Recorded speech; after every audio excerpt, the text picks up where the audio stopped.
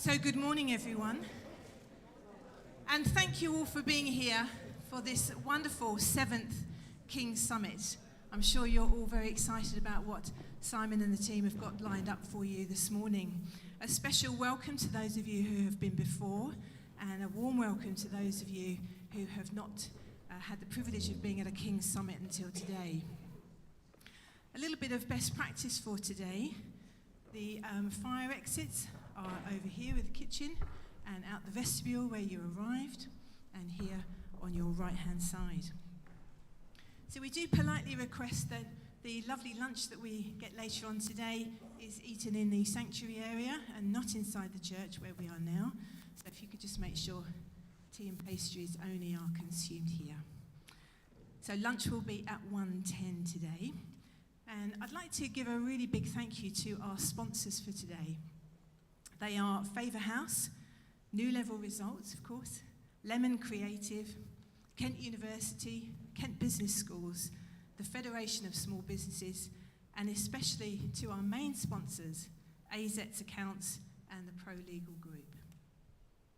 They've helped to put on such an incredible event today, and we've got a special thank you to Councillor KG Moses, who's going to be giving us an address very shortly. She's the Sheriff of Canterbury, and all of our speakers and the many volunteers that have worked so tirelessly to put on our event today. They've given their time freely because they would like to bless you and your business.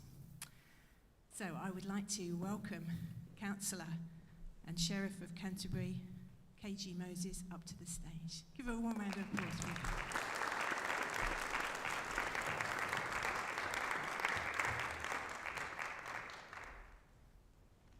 Good morning, everyone. Welcome again to the 7th King's Summit.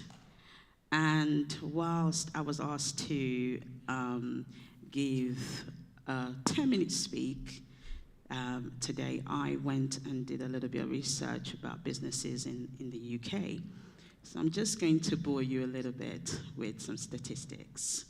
So in 2023, the UK was home to 5.6 million private sector businesses, with 5.5 million of those being small or medium-sized enterprises, making up over 99% of the business population.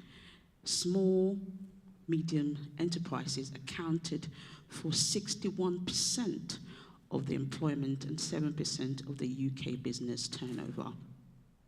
Meanwhile, in January 2023, around 8,000 large businesses supported 39% of the workforce and contributed nearly half of all the non-financial business turnover.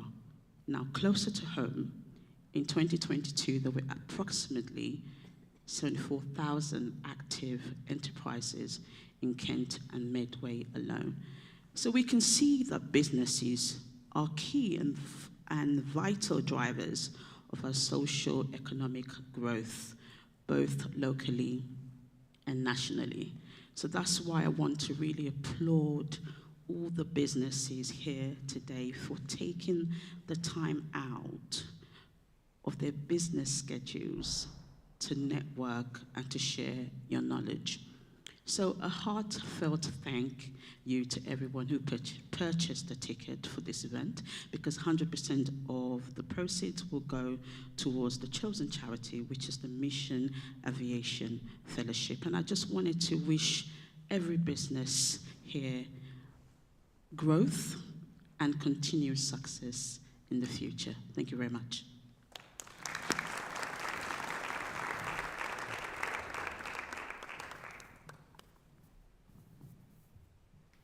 Thank you, KG. So our next speaker for this morning is Simon Teague. Now, Simon is a successful entrepreneur. He runs 3 companies, and over the past 16 years, he has helped hundreds of businesses owners to grow their own business and lead more fulfilling lives. He's the co-founder and director of New Level Results. He's a professional business coach, a business scale-up expert, an author, a speaker, and a pastor. He specialises in helping business owners and executives develop a compelling vision and a robust plan to unlock the potential of their businesses and their teams. He's also expert in helping family-owned SMEs hand over from one generation to the next. Please welcome Simon Teague.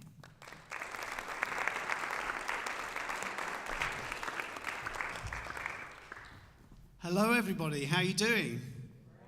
Good. It's going to be an interactive day, I hope, so don't be quiet. Don't be silent. I'd like you to take 2 minutes just to introduce yourself to the people on your table. Yeah, so you know who you're actually sat with, because you're going to get to know each other more and more. Some of you already. So just 2 minutes, just say hello. Who are you? What do you do?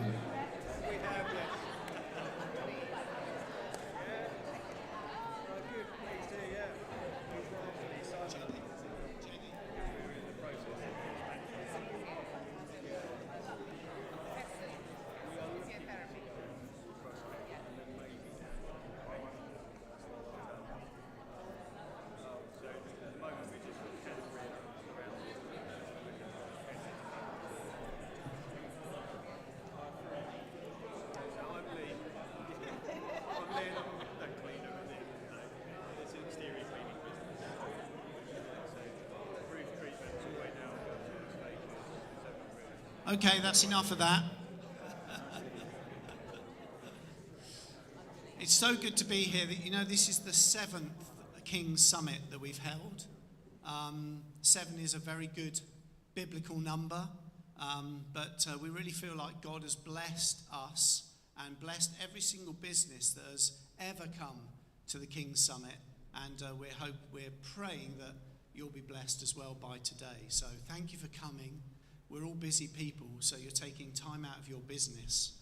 But this is an opportunity for us to work on our business, on ourselves, not just in our business. So I'd like you to, if you like, create the headspace today to really think about, what's your purpose, what's your mission, what's your hopes, dreams and aspirations. And could there be just a little bit of space in today, a few golden nuggets from today that will really move you one step forward to those hopes, dreams and aspirations, okay? On your tables, there's a workbook. And the idea behind having a workbook is for you to be able to follow the speakers. You'll also see some adverts by our amazing sponsors, so thank you again to our sponsors. You'll get to hear from some of them during today. But the workbook's there to help you to jot down notes in particular areas based on what the speakers are saying, okay? So please follow along. Please fill it up. And when you get home, don't put it on a shelf somewhere so it becomes shelf development. You want it to become self-development and take away some golden nuggets from it. In the back, there's a page for actions. So if there's anything that you get from today and you think, I've really got to go and do that, I've got to apply that to my business, then please go ahead and write down those actions. Okay, so this is where I test the technology and see if the clicker works. There we go. I think what we're seeing in the world today is a fragmentation in our society. We're not just seeing it here in our nation, but we're seeing it in many nations. And it's really important for us to understand what role can we play in what's happening in the world right now. I think the key to that is that there's this emerging and ever-increasing gap between rich and poor. And statistically, if you're earning over £100,000 a year, you're in the top 1% of earners in the globe. So worldwide, you're in the top 1%. In fact, I think the figure is nearer 85,000. If you're earning more than 85,000 in a year, then you're in the top 1%. And if you're earning more than 40,000 per year, you're in the top 3%. And that's quite frightening, isn't it? Because I'm sure no matter what we earn, we always feel like it's never enough. And there's always more month at the end of the money and not enough money. But the reality is for many people, and in fact the majority of the population on this planet, many families are living on less than $1 a week. And how do they even cope? How do they survive? And I think we have responsibility as business owners. We have this desire, especially when you get to my age, you kind of get past the halfway mark of life. You want to give back more. Whereas my first half of my life was all about accumulation and building my wealth. Whereas I'm getting to the point where I'm thinking, I need to start giving back more. And I'm sure many people in the room can relate to that in terms of wanting to give back more. And we have the power to do that. We have a responsibility to do it. And we need to understand more and more about what is our purpose? Why are you here? Not just here in this room right now, but why are you here on this planet right now at this time when the planet looks like it's going into complete chaos and confusion, and there's wars and rumors of wars and all sorts of things going on? We have the ability to change that. Someone said to me once, you might think you're too small to make a difference, but you try sleeping with a mosquito. A mosquito makes a big difference to your sleep in the middle of the night when it's buzzing in your ear. So there's nothing too small and no one too small that can't make a difference in the world. So how should we move into the future? For me, decline is not inevitable. We can change what we're seeing, and it starts in our local community, our neighbours, the people around us, our local churches. If church and business worked better together, we could start to really have an influence and change the narrative in our cities when all we hear is knife crime and drugs and county lines and all these things going on, and we can change that. And as the business community, we've just heard from Kejo saying there's 5.6 million of us. Wow. We are actually a very powerful force for change. So I want to encourage you to think about that today. What impact can we have? And it might seem very small, but I was just saying to Simon this morning from MAF that we're hoping to raise about £3,000 today for MAF. And he said, wow, that's incredible. That's 2 hours of flying time. And in that 2 hours of flying time, you could save a child's life. We could deliver mosquito nets or some aid, some medicines. We could take a child out of one part of Africa and take them to a hospital, and they could be alive tomorrow because we gave £3,000 today. And that's the impact. It's like that story, have you ever heard about it? The child that's walking along the beach and there's starfish everywhere, millions of them. They've all been washed up on the beach and they're all dying on the beach. And the child bends down, picks up this starfish and flings it into the sea. And the child's father says, why have you done that? It's not going to make any difference. The child said, it made a difference to that one. And that's the difference we can make. Because you can make a difference to one person's life, and they can go on and make a difference to millions.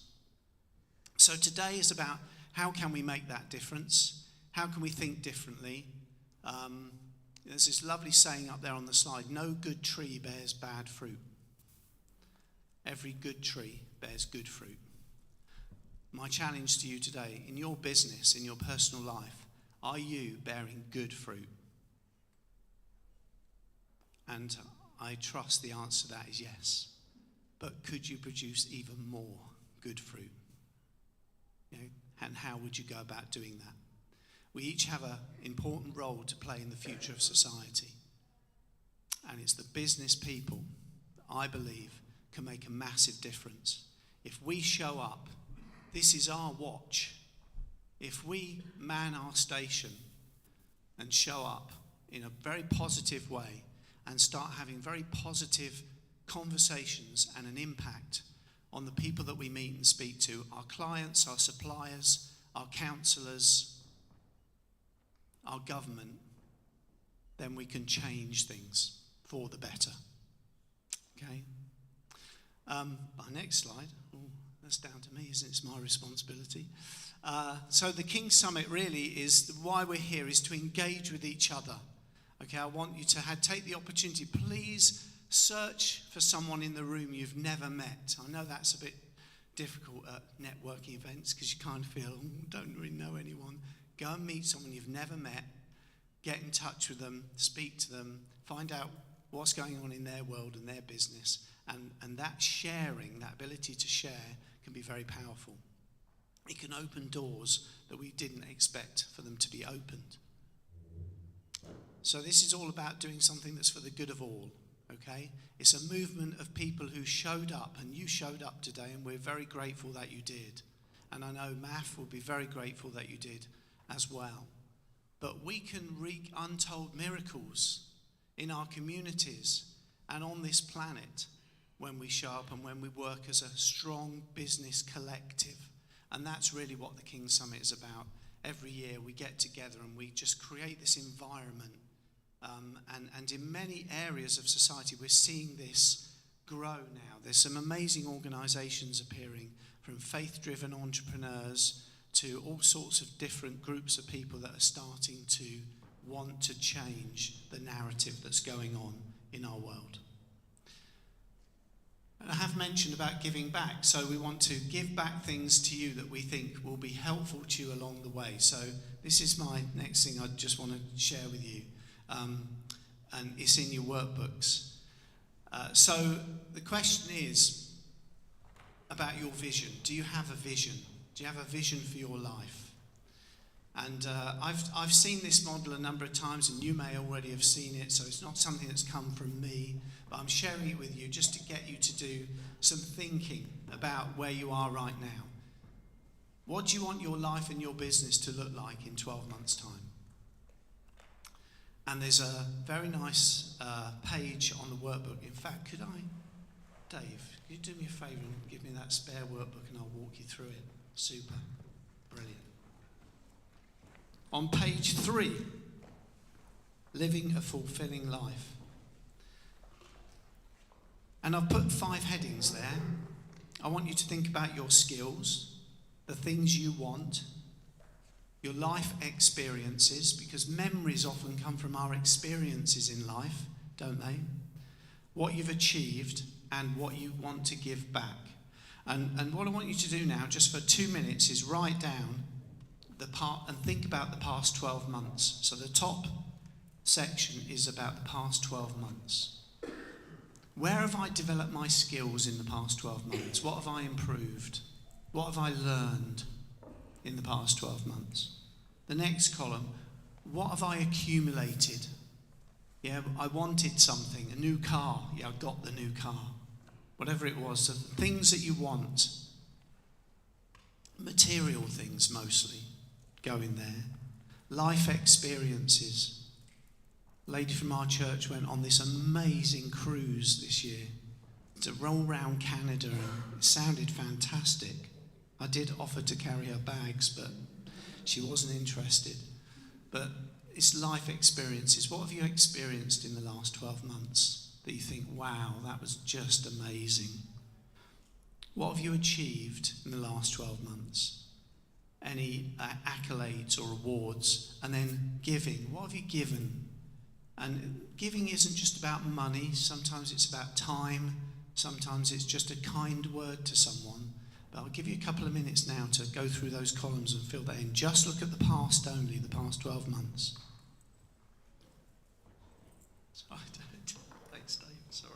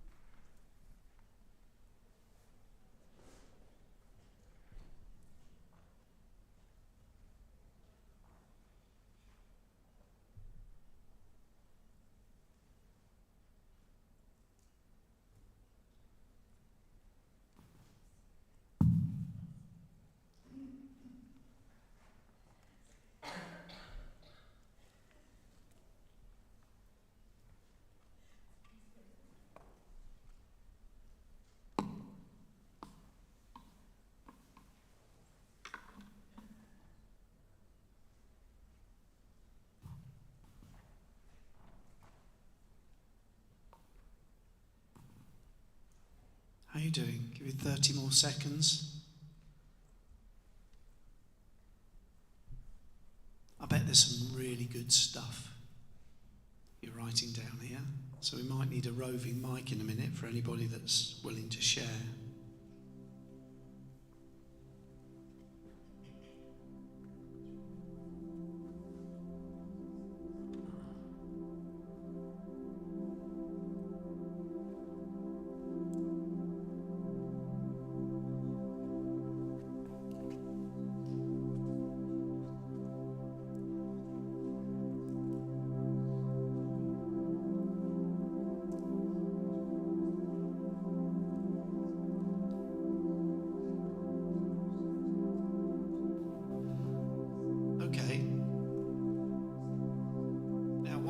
One of the things I asked you to share right down there was about your experiences. And of course, for me, this is an experience, being stood on this stage, speaking to some amazing business people in the room. And we've been very blessed this year by Tom Cakebread of Cake Shop Media, who did all our social media. And did it because he knew it was going to charity. He did it in his own time, which I think we should give him a big round of applause for. Up, Tom. Tom's down the front if you want to talk to him about anything like that. But he said to me, when you get on stage, make sure you get up there and you do a selfie with the audience in the background. He said, I really could do with something like that for the next post. And I'm like, oh, I don't know about that. It seems like a really weird thing to do, but I'm going to do it anyway. Okay? So if you don't want your face in the picture, then I suggest just put the workbook up in front of your face. Goes. There you all are. Oh, I've got you all in.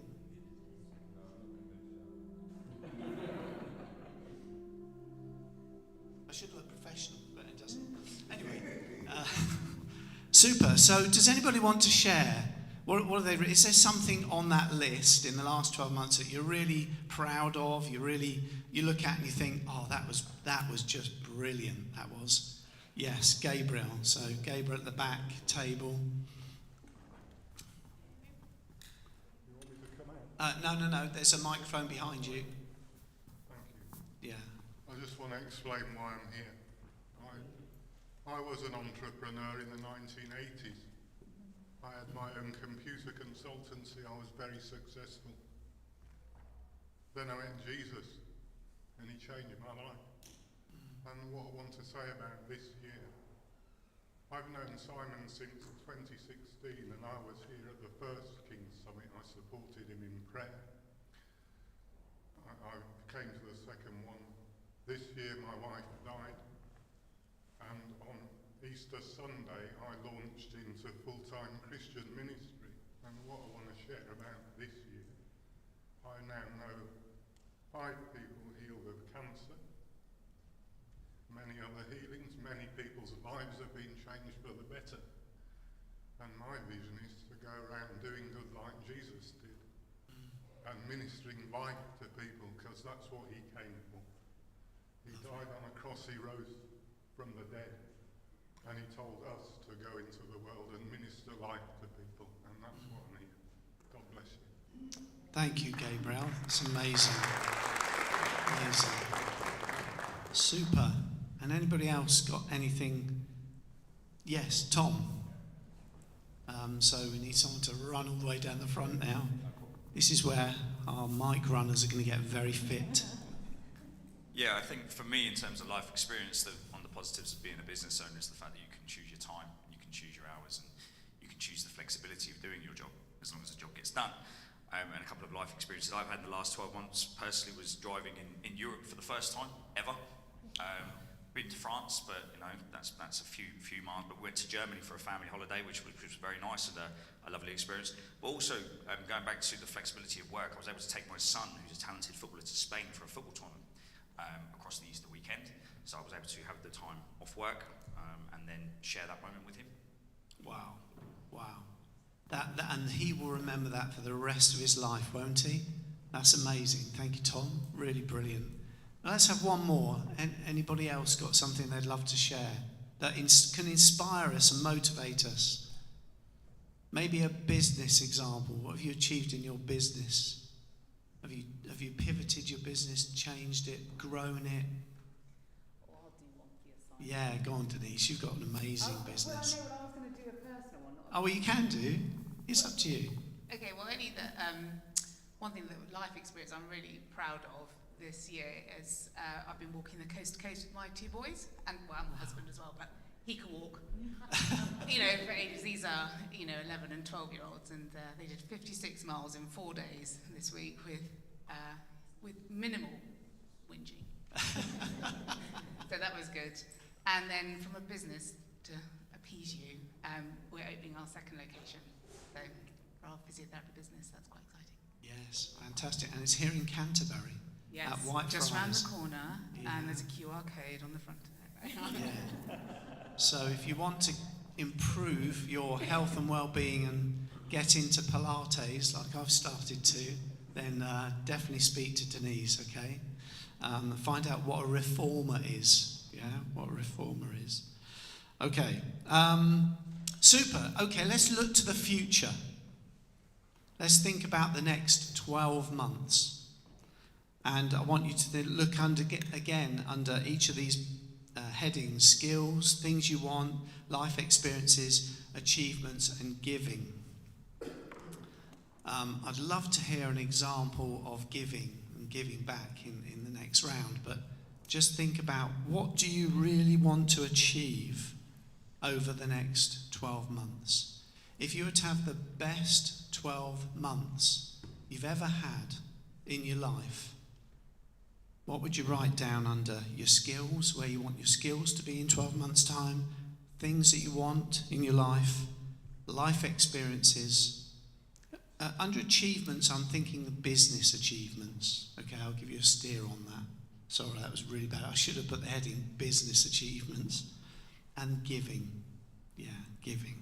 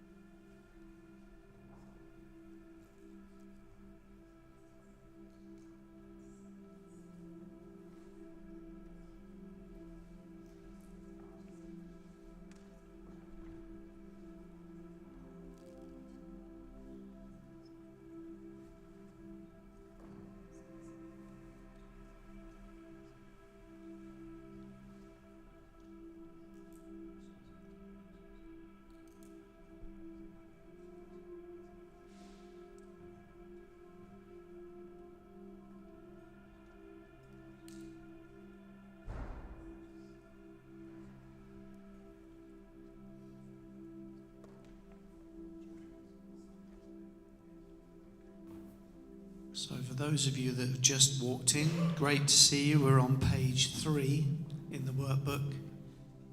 And we've just done the exercise looking at the past. We're now looking at the future, next 12 months, in 5 key areas of our lives. If you had the best year of your life, what would happen in the next 12 months?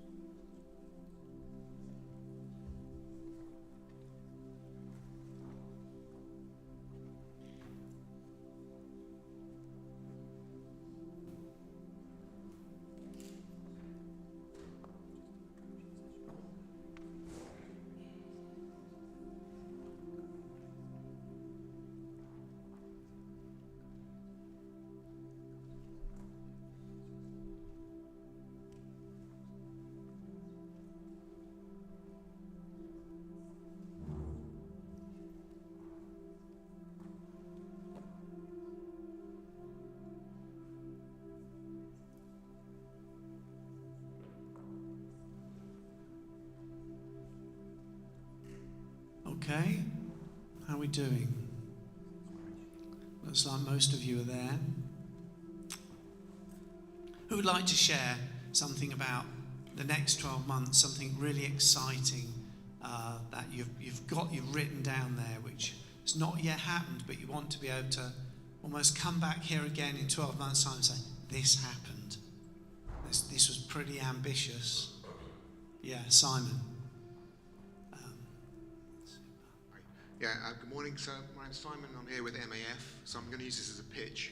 So as our organisation is moving into new realms and there's greater demands, we're looking to grow the connections with corporates and business to raise support for our aircraft flights. So by the end of this year, we want to have a strong corporate business support network. So help us fulfill that today. Come and see us. Okay. Fantastic. And brilliant thing about MAF coming along today is that they've brought an aircraft simulator as well. And now I have to admit, before you all hear that, I have already crashed the plane 3 times into the Amazon rainforest and done the planet no good whatsoever. But do have a go. And all I would say is it's really sensitive. You only have to turn that 1% and you're veering off like this.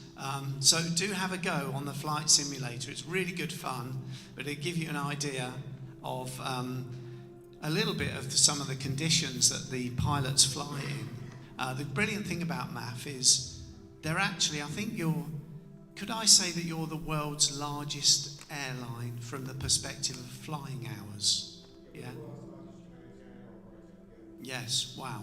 So I think they've got over 150 aircraft, most of them Cessnas, all around the world and in some of the most difficult parts of the world. Where the airstrip is probably not much longer than the length of this whole room, into really deep forest, into war zones, into very difficult areas in difficult conditions with difficult weather challenges, but they're flying nonetheless. And there's something like over 2,000 charities rely on MAF to get them into places. So the Red Cross, Oxfam, all sorts of charities that are working in these places in the world need MAF to get them there or get them out of there. So great work. Thanks, Simon, to you and your team. Okay, anything else? Let's have a couple more to share. Emma.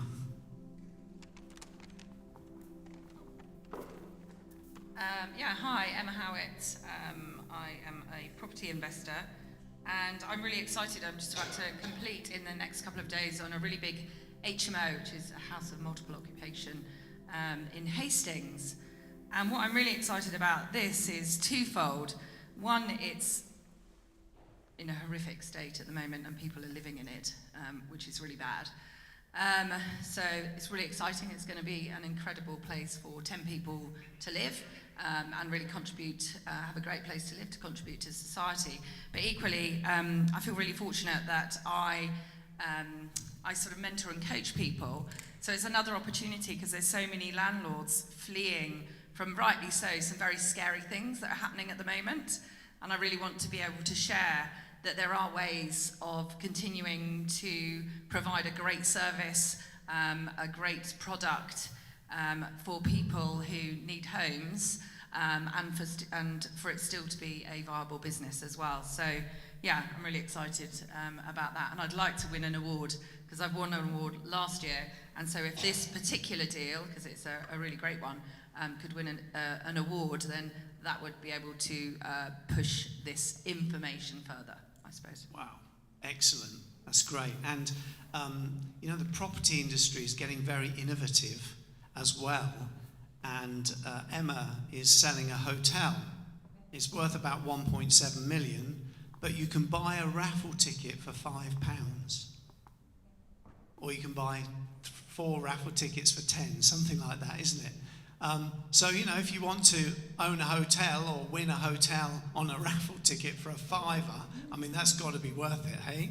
And if you don't want the hotel, then I think there's $500,000 cash. So, you know, talk to Emma later if you want to have a little dabble in property. Your first steps into property. That's one good way of doing it. Okay, great. One more then. Who'd like to share? Yes, Terry. Good morning, everyone. My name's Terry Ormiston from Horace Drones, and my sort of give inside would be is to become a thought leader in my industry with drones and how we can utilise those technologies to help businesses, people, charities, and you know, all of the good efforts that this potential drone technology has for the future. So that's my vision, probably until I die.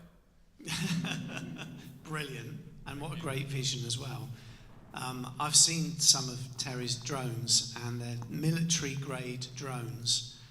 It's phenomenal. They can look at trees and crops and let farmers know, you know, what bit of your crop is likely to yield less than another part of the crop, which you can't see any other way than in the air and using the technology that the drone is capable of. So, you know, brilliant. But also just a feature, property, anything like that, then the drones can give you a great footage from on high. And I liken it to what we're doing today. In a way, this is an opportunity to look on high on ourselves, you know, look at ourselves holistically and ask these kind of questions. What do I really want from life in the next 12 months? And so I hope you found that exercise useful. It's a really good exercise to do with your partner, just to check that your hopes, dreams are kind of the same, or not, as the case may be. So, super, good. Thank you for doing that. It's really good stuff. Going to move you on to this now. So we've looked at you personally. I'd like to just take the opportunity to look at your business now. And this is a really simple model I want to share with you. It's actually on page 4 and 5 where you can make some notes. And I actually was going to do something else and then changed my mind at the last minute, but wasn't able to tell the printer. But you could still use these circles, yeah, as a way of capturing the cycle of productivity. And I'll walk you through it, and I want you to think about how does this apply to my business.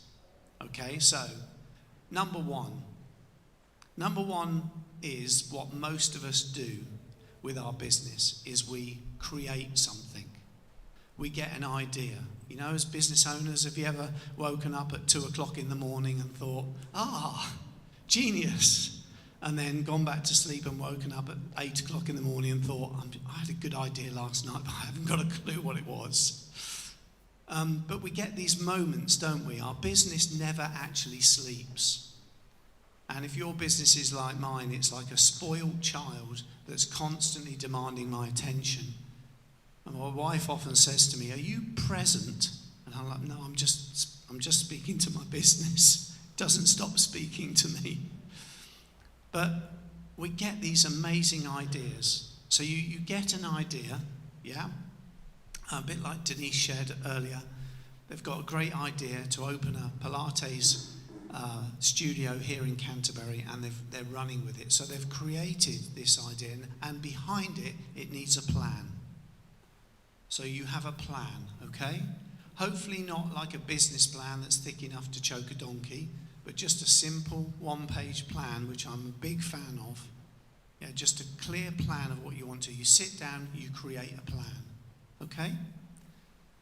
You all do that, yeah? You create a plan from an idea, okay? But then you've got the plan, and now you go and do it. Yeah, so you start to implement your plan. You've created it, and off you go. You start doing it. And as you're doing it, guess what happens? You get another idea. And you think, hang on a minute. No, I've got a better idea than that. And you go back to number one. And you create another plan, and you start doing that. And actually, a very small percentage of people even make it round to number 3, which is complete. You've heard of the term completer finishers. Yeah, we spend our lives a lot of the time planning, doing, oh no, it's not working, planning, doing, but we don't always complete.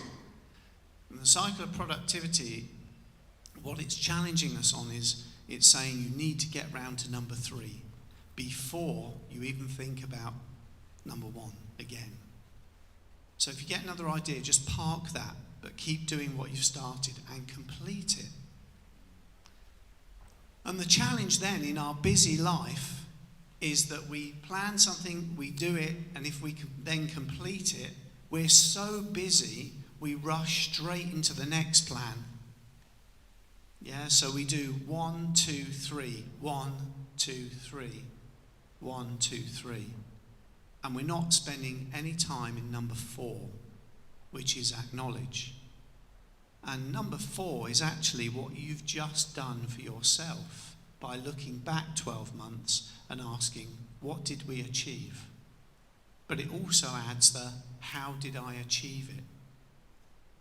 So in other words, we create a plan, we go and do it, we complete it, and then before we do anything else, we stop and we evaluate it. We sit down and say, how did I do? What went well? What didn't go so well? And what lessons can I draw from that project, if it's a project?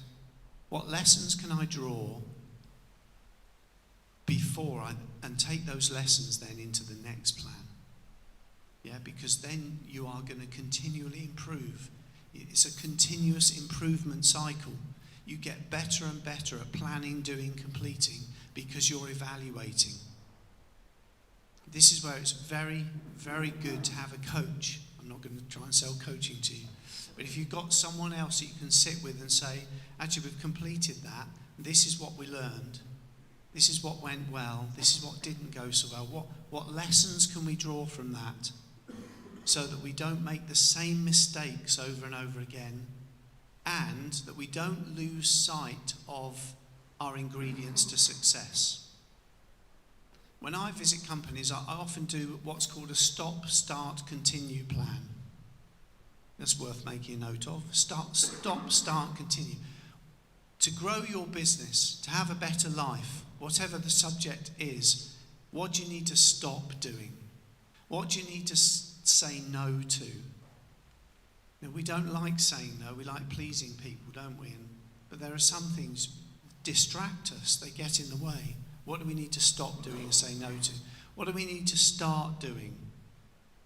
You know, maybe I need to look at a CRM system for my business because I'm disorganized. I need a much better CRM system. So I could go and talk to Jason at the back from HubSpot, who's now waving at me. From Flowbird, yeah, and HubSpot is one of their products. So, brilliant company. If I need that help and support, that's someone that I could go and talk to. If I need a wonderful brochure to be produced for my business, like this, then I could talk to Drew, also at the back there, because he's a brilliant designer. He can produce brochures, packaging, that kind of thing. What do I need to start doing? And what do I need to continue doing? Because you know what happens in business? As we get so busy, we stop doing the very things that were making us successful. And we need to understand what makes us successful and how can I continue doing those successful things. Okay, so that's the cycle of productivity. I want you to think about how can I apply the cycle of productivity in my business, and maybe just for 2 minutes have that conversation with the people on your table. Go.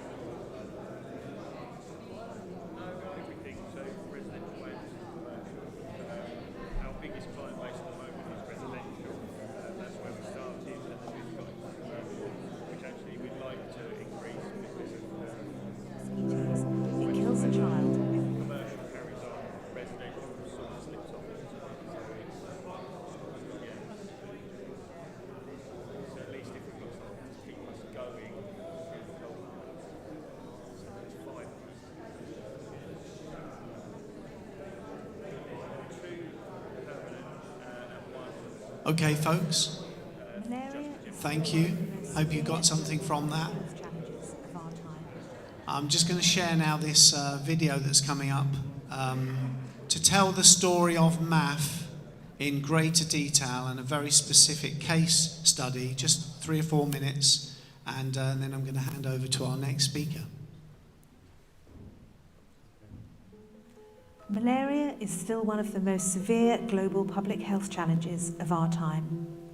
Carried by the wings of female mosquitoes, it kills a child every 2 minutes. The World Health Organization estimates there were 247 million cases in 2021. 619,000 of them resulted in death. 75% of these were children under the age of 5. Malaria is a curable disease, treated simply by testing, medication, and prevention. While scientific pioneers improve a vaccine and leaders discuss global collaboration, MAF aircraft continue to fly essential cargo to fight malaria from the skies. Hundreds of lives are being saved, but too many are still being lost. Most people who die from malaria are living beyond the reach of healthcare, 95% of them in the Africa region. Many do not come for help until it is too late. Dr. Muji is from Vanga Hospital in rural Democratic Republic of Congo, which has the second highest number of malaria cases in the world. He sees too many children dying because they don't reach his hospital in time. The journey is too challenging by land. Malaria can be prevented when you see the fever.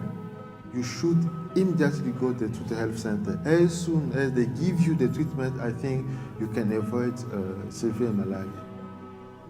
Even here in Vanga, it's difficult for us to cure severe malaria in our pediatrics here. It's horrible. Yes, it's horrible to see our kids are still now dying from malaria, severe malaria. In 2017, MAF medevaced miracle conjoined twins Anik and Destin from Vanga for groundbreaking separation surgery. But one of the twins, Destin, caught malaria and passed away before her first birthday. Her village was too remote and she didn't reach treatment in time. I'm happy to hear this story that she passed away for malaria. That can be cured. Destin's tragic story has spurred us into action. MAF wants to make sure fewer children are lost to malaria by flying essential cargo, including mosquito nets, healthcare providers, medical researchers, education resources, and rapid test malaria kits to isolated locations. We want to tell malaria stories, speed help to the furthest places, and prevent more avoidable deaths. To help is to talk about malaria, to work on education, mother-parent education about fever among children, what they must do for prevention in case of fever, and at the same time we must be sure that in our hospital we have everything to treat children with malaria. Many lives depend on it. I feel something in my heart that told me you have to do something for your hospital, you have to do something in your community. That's why I'm still here. Nothing could be possible without MAF. The only one can reach the very remote village. We need MAF. We need your help. MAF exists to bring help, hope and healing to the most isolated people on Earth. And that means fighting malaria from the skies in more than 25 low-income countries. But we want to do more, and we need your help to protect those most vulnerable to malaria. Partner with MAF today and help combat malaria in more of the most isolated places on Earth. Because mosquitoes aren't the only ones who fly.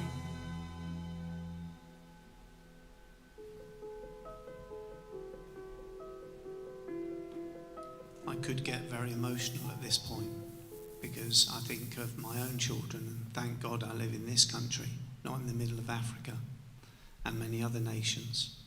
That small little annoying mosquito is annoying in this country, but it's a killer in others. And we can do so much.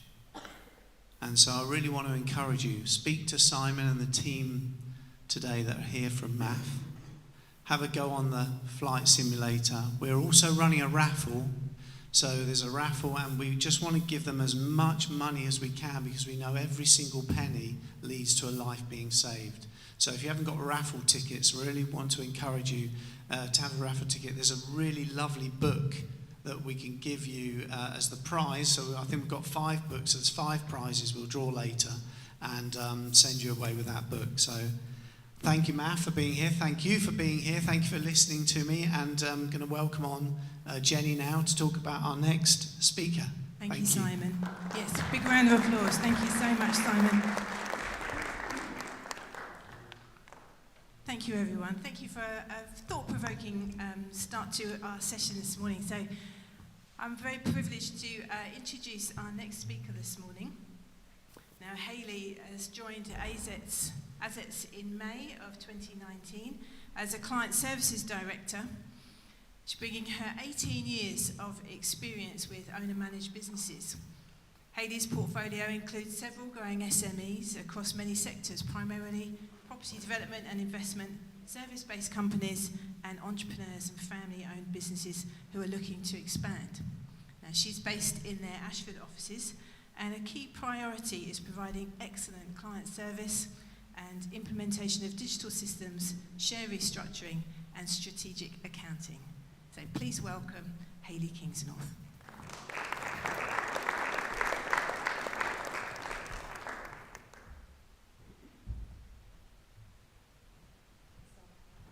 Morning, everybody.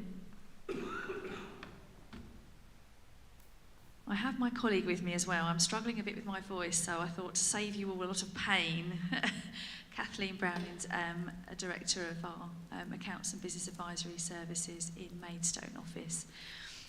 It's nice to see everybody. I'm an Accounts and Business Advisory Service partner now, and I really enjoy looking after lots of family-owned and owner-managed businesses around the local Kent area. Move on so we don't have my face on here.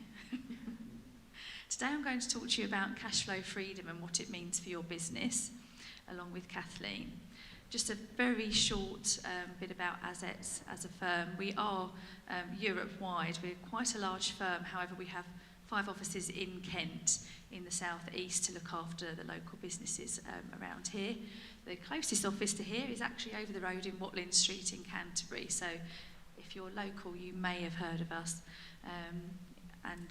We really enjoy looking after our local businesses. Cash flow. It's the lifeblood of a business, as you all know. It's the process of collecting, dispersing, and accumulating cash. And it can be positive, meaning you have cash left over at the end of a particular month. Or it can be negative, and actually you've spent more cash than you've actually taken in. You might need to borrow money, or you might need to invest some yourself into your business. And a lot of you might have been in that position, in particular when you start up.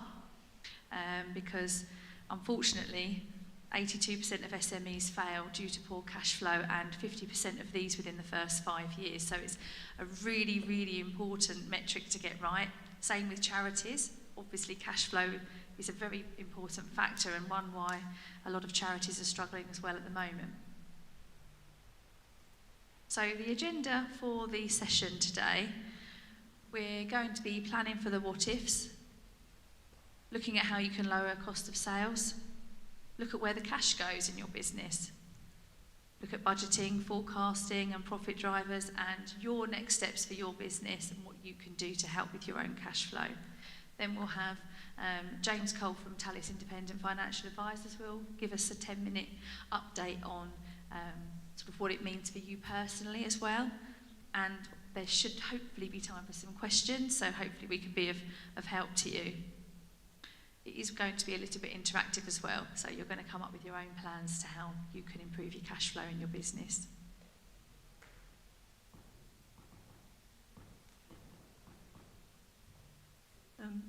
As we know, there's a number of areas that can affect your business and the cash flow that you have. One area we're all talking about at the moment was the change in the government. There's a budget coming up soon. We don't know what they're going to bring in and what they're going to do. The other areas where, again, out of your control are the economy. Everyone is going through a cost of living crisis at the moment. Changes that we see are regular customers, they stop buying.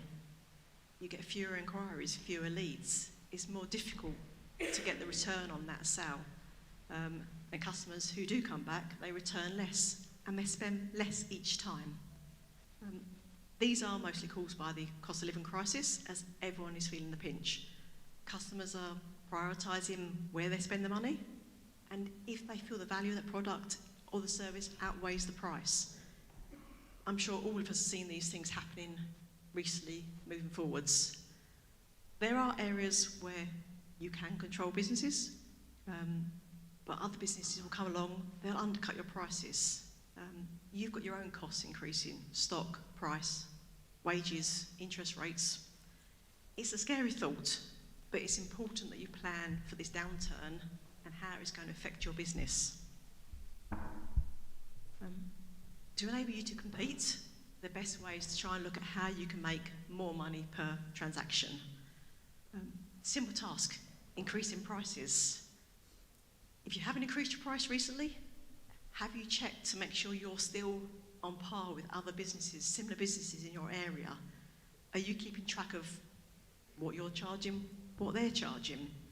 Obviously, I'm not saying increase your price on a daily basis, but you've got to keep in line with your costs, your increased costs, your inflation, and ensure that you articulate these changes to your customers as well, so it's not a shock for them. Other ways to increase turnover: offer discounts, prepare packages of products that will win the sales, that actually tempt people back to your business, upsell your products. Or if you can, offer payment options, but be really careful with this one because this could affect your cash flow in a very negative way. One way you can control is by controlling your cost of sales and your overhead expenses. Make sure they're sensible. It's not about getting cash in the bank, but stopping cash coming out of your bank. Are there any costs that you can cut immediately? Have you looked through your bank statements recently? Online nowadays, isn't it? Check for any direct debits, subscriptions. Is there anything that's still going out? You start to think, hang on, I'm sure I stopped that 6 months ago. Check what's there, check what you no longer need. I mean, if you're a service provider, you haven't got that many costs of sales, but all options can be used for all businesses. To keep track of it, to try and lower things down, take advantage of any early payment discounts that are offered to you. If you buy in bulk, make sure you ask for bulk discounts. Only buy what you need though, because the last thing you want is, if you've got stock, for it to become obsolete and then you can't sell it, that then hits your cash flow even more. Bigger orders, bulk orders, they minimise delivery costs. But again, keep track of your stock control. In all businesses, same as in your home, we all do it for our home. We shop around for insurance, we shop around for gas prices, electric prices. Do you do that in your business as well? Do you keep track of what your insurance is charging you, or do you let it roll on a yearly basis? Review all your suppliers. As I say, everyone is going through this cost of living crisis. So shop around, see what's around, see what prices you can get. The other option is lifting margins, making more profit, creates more cash, is looking at your wastage in your business. What is going on? Is there things that are happening that shouldn't be? Is it the simple fact that your staff need training? Do they need extra help to be able to put the process in place? The link between profit and cash is timing. It's also known there as the working capital cycle. Service providers, you sell your service, you invoice the customer. The value then sits in your debtors until the customer pays. Most service providers don't have what we class as work in progress, but there is an element there for every single business because it takes time from when you start a job to when you finish a job. Unless, like say, you do, some people, pro formas, so they get money up in front on a quote or on a proposal. For a retailer or a manufacturer, you've got stock, you've got materials, you have to pay for those. Quite often this payment is immediate, especially if you're after the discounts. Sometimes you can get on credit, but for new businesses starting up, this is a very difficult thing to get hold of. So the stock then sits on your shelves. It's creating no money, it's creating no cash, sitting there. It sits there waiting until it gets sold, until it gets turned into products. And this is what we call as work in progress. This sits there, there's no cash coming in until it's sold. You then make the sale, invoice the customer, and then you wait for your payment. During challenging economic times that we are going through at the moment, stock turnover reduces because customers are buying less and less. There's less expensive options. What may sell at one point might not sell the next day. You have to keep track of what your customers are doing. Be aware of their changing buying habits and make sure we react and adapt quickly. Debtors are increasing because customers are paying, taking longer and longer to pay. Be alert, be proactive. Customers they're fighting their own problems. They will be more assertive on your prices as well. So you need to ensure that your credit terms are adhered to. And for suppliers, they will be chasing you for their credit terms as well. All of these are having negative effects on your cash flows.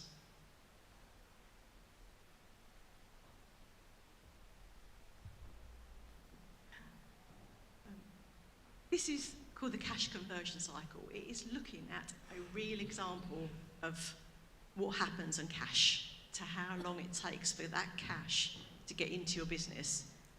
It's an example, not everyone is the same, but it just gives you a guideline of the number of days between you're buying your stock. On average, most suppliers want you paying within 45 days. Some are 30 days. It does depend. That average is 45.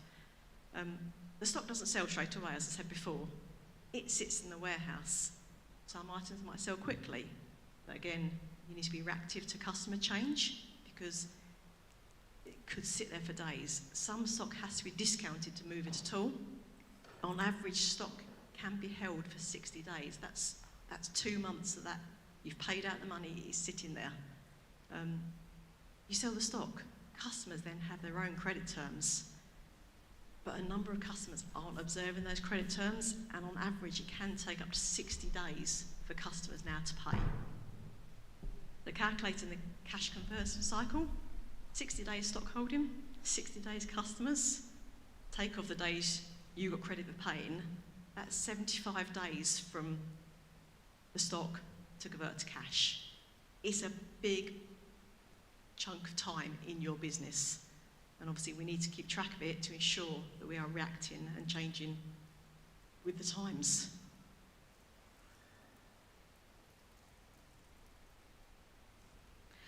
Kathleen mentioned waste and the direct impact it has on cash, and Amy's doing a talk later. And I was here last year, if any of you were here, and I actually found it really, really, really useful. So I'm looking forward to hearing what Amy has to say and actually how everything links together so nicely. So where does the cash go? So hopefully most of you know, but okay. This is the Business 101 cycle. It summarises what happens to the cash in one business cycle. When we prepare cash flow forecasts for our clients, we focus on this because really it ensures that you're going to increase your cash as much as possible. You can see here we've got cash drains and cash gains, and I don't know if you can actually see it clearly on the slide, but cash drains, as Kathleen was saying, it's slow collection of debtors. How quickly are you collecting your money in? Do you raise an invoice on time? Do you ask for that money to be paid within 14, 30 days? Do you actually follow up if people don't pay? It's very simple, but actually quite hard to do sometimes and hard to keep on top of. increase in stock or work in progress. So are you holding too much stock? Are you doing too much work before invoicing it? It's a really important point in terms of protecting the cash in your business. Don't forget business loan repayments. If you have financing, if you have tax to pay, that has to come out of your cash flow. That's nothing to do with profit. It just comes out of cash, and you have to find that money. And also, you're running your business. You need to live, and you need to take money out to cover your own costs at home. Can you set a personal budget? Can you sort of budget that into your own cash flow for your business, so you know exactly what you're taking out and that the business can afford it? So where we can obviously gain cash, collect our debtors faster, collect our invoices faster. There's lots of ways of doing that. One way is if you use digital software. There are quite good functionalities now where you can automatically chase payments. So if a customer hasn't paid within your set terms, it will send an email reminder. So that is just something quite simple you can switch on that doesn't need anything extra from you, but it just might trigger those customers to pay you a little bit sooner. Can you hold off paying your suppliers? Not to the detriment of being supplied any goods or anything like that, but are you paying them as soon as the invoice comes in? Can you renegotiate an account with suppliers and that sort of thing? It's all to consider. And don't hold stock, as Kathleen said. If you don't need it, don't hold it. Don't wait for it to become obsolete. So this is where cash drains, we want to reduce them. Cash gains, we want to increase them. How can you manage your cash flow? Take notes, because this is all things that you might want to put into practice for your own plan in a minute. So, reviewing your debtors process. I've spoken about that. Are you collecting the cash in time? Do your customers know when you expect your money? They might just think it's a never-ending tab. Also, qualify customers before you give them credit. So don't necessarily assume everybody's good for the money, unfortunately. Monitor your sales trends. Now, I have a lot of farming clients, and they have local, maybe, so let's say it's a fruit farmer in the local area, and she knows that she's running the farm. She's got to pay out for all the trees, spray them, pick them, once they've grown. Then they're stored for a little while in a warehouse, then they're sent to the supplier, and in X amount of days, which is quite a long time in the future, she will actually get the money for that. Now, that's probably about 3 months of very low cash, so she has to plan for those 3 months in her annual cycle, speak to the bank, can she extend her overdraft, etc. So it's just being aware of your own trends. And the other point, just to mention that I haven't mentioned already, finance asset purchases. Now, finance isn't for everyone, but if you have to buy a big piece of equipment, and I'll just use a farmer example again, a tractor costs a lot of money, even second-hand. It could be up to £100,000. You might have £100,000 in your bank, but actually, would it be better off financing a tractor, so you're only paying over the monthly amount, than paying out £100,000 from your business? So again, it's something to consider. Most of you might be aware of a break-even analysis. Even if you didn't know the technical term for it, you will know what your costs are and therefore how much you need to sell to make break-even. For example, if your gross profit margin is 60%, your total costs are £300,000 a year, then you know you need to sell £500,000 worth of sales in that year just to cover your costs, and that's no profit.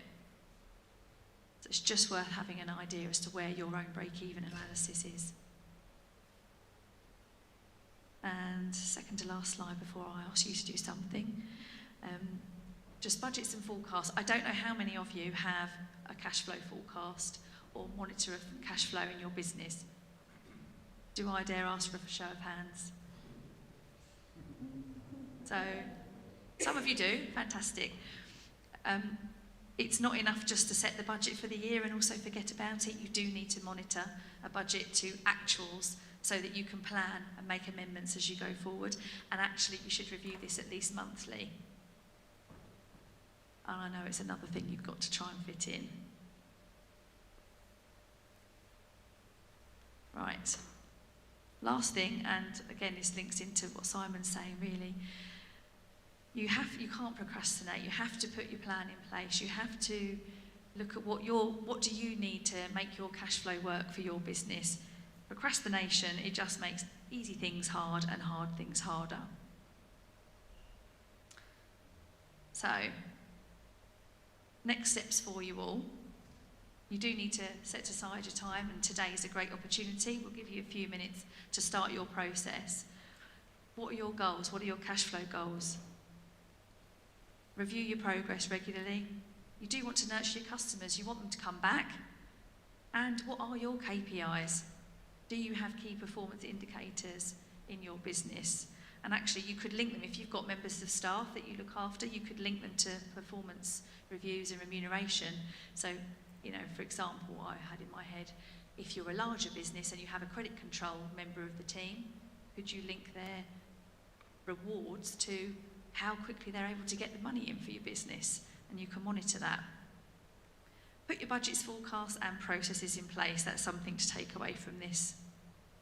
Right, for you all, taking on board some of the bits of information that we've given you and some of the ideas, and obviously adding your own, we'd like you to write down 3 actions or projects that you will improve the cash flow in your business. They can be really small, like debtor collection, or they can be larger. So have a think. We'll give you 5 or so minutes, 5-10 minutes, and then we can have a sort of talk about some of them. Remember, doing nothing is simply not an option, so start now and give yourself a good cash flow fighting chance. So, can we have 5 or so minutes for everybody, please?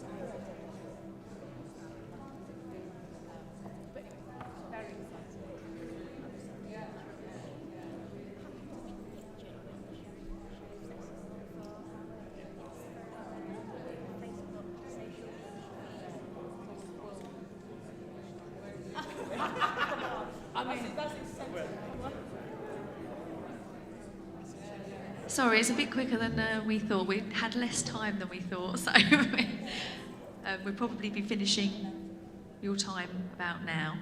Hopefully you've got a few ideas to at least take away with you and start with. Would anybody like to share what they've thought about, what they've come up with? My biggest problem is I do the job, I'll invoice them when I get home, and then I don't invoice when I get home. So my goal is to do the invoice while I'm with the customer and send it straight through. Then I won't have a cash flow problem. Well, shouldn't do. That's perfect. If you could just do that one thing, that's going to make an absolute difference to your business as well. Do you have some sort of cloud software that you can do an invoice from your phone? I've got like an iPad invoice thing that's got the templates already made, so you just copy, paste, pop in. It's very simple. It's just I get carried away and go, I'll do that later. And you know it's like you go home and then you think, I'm tired, I'll do it tomorrow. Yeah. And tomorrow comes the next day, the next day. It's brilliant. So I suppose it's for you, it's sit in your car or your van before you leave and you send it before you drive off, as opposed to waiting until you've had the journey and then the next thing is moving on. That's one little change that's going to make such a difference. Brilliant. Yeah, thank you. One more? Anyone else? Any thoughts? Yeah.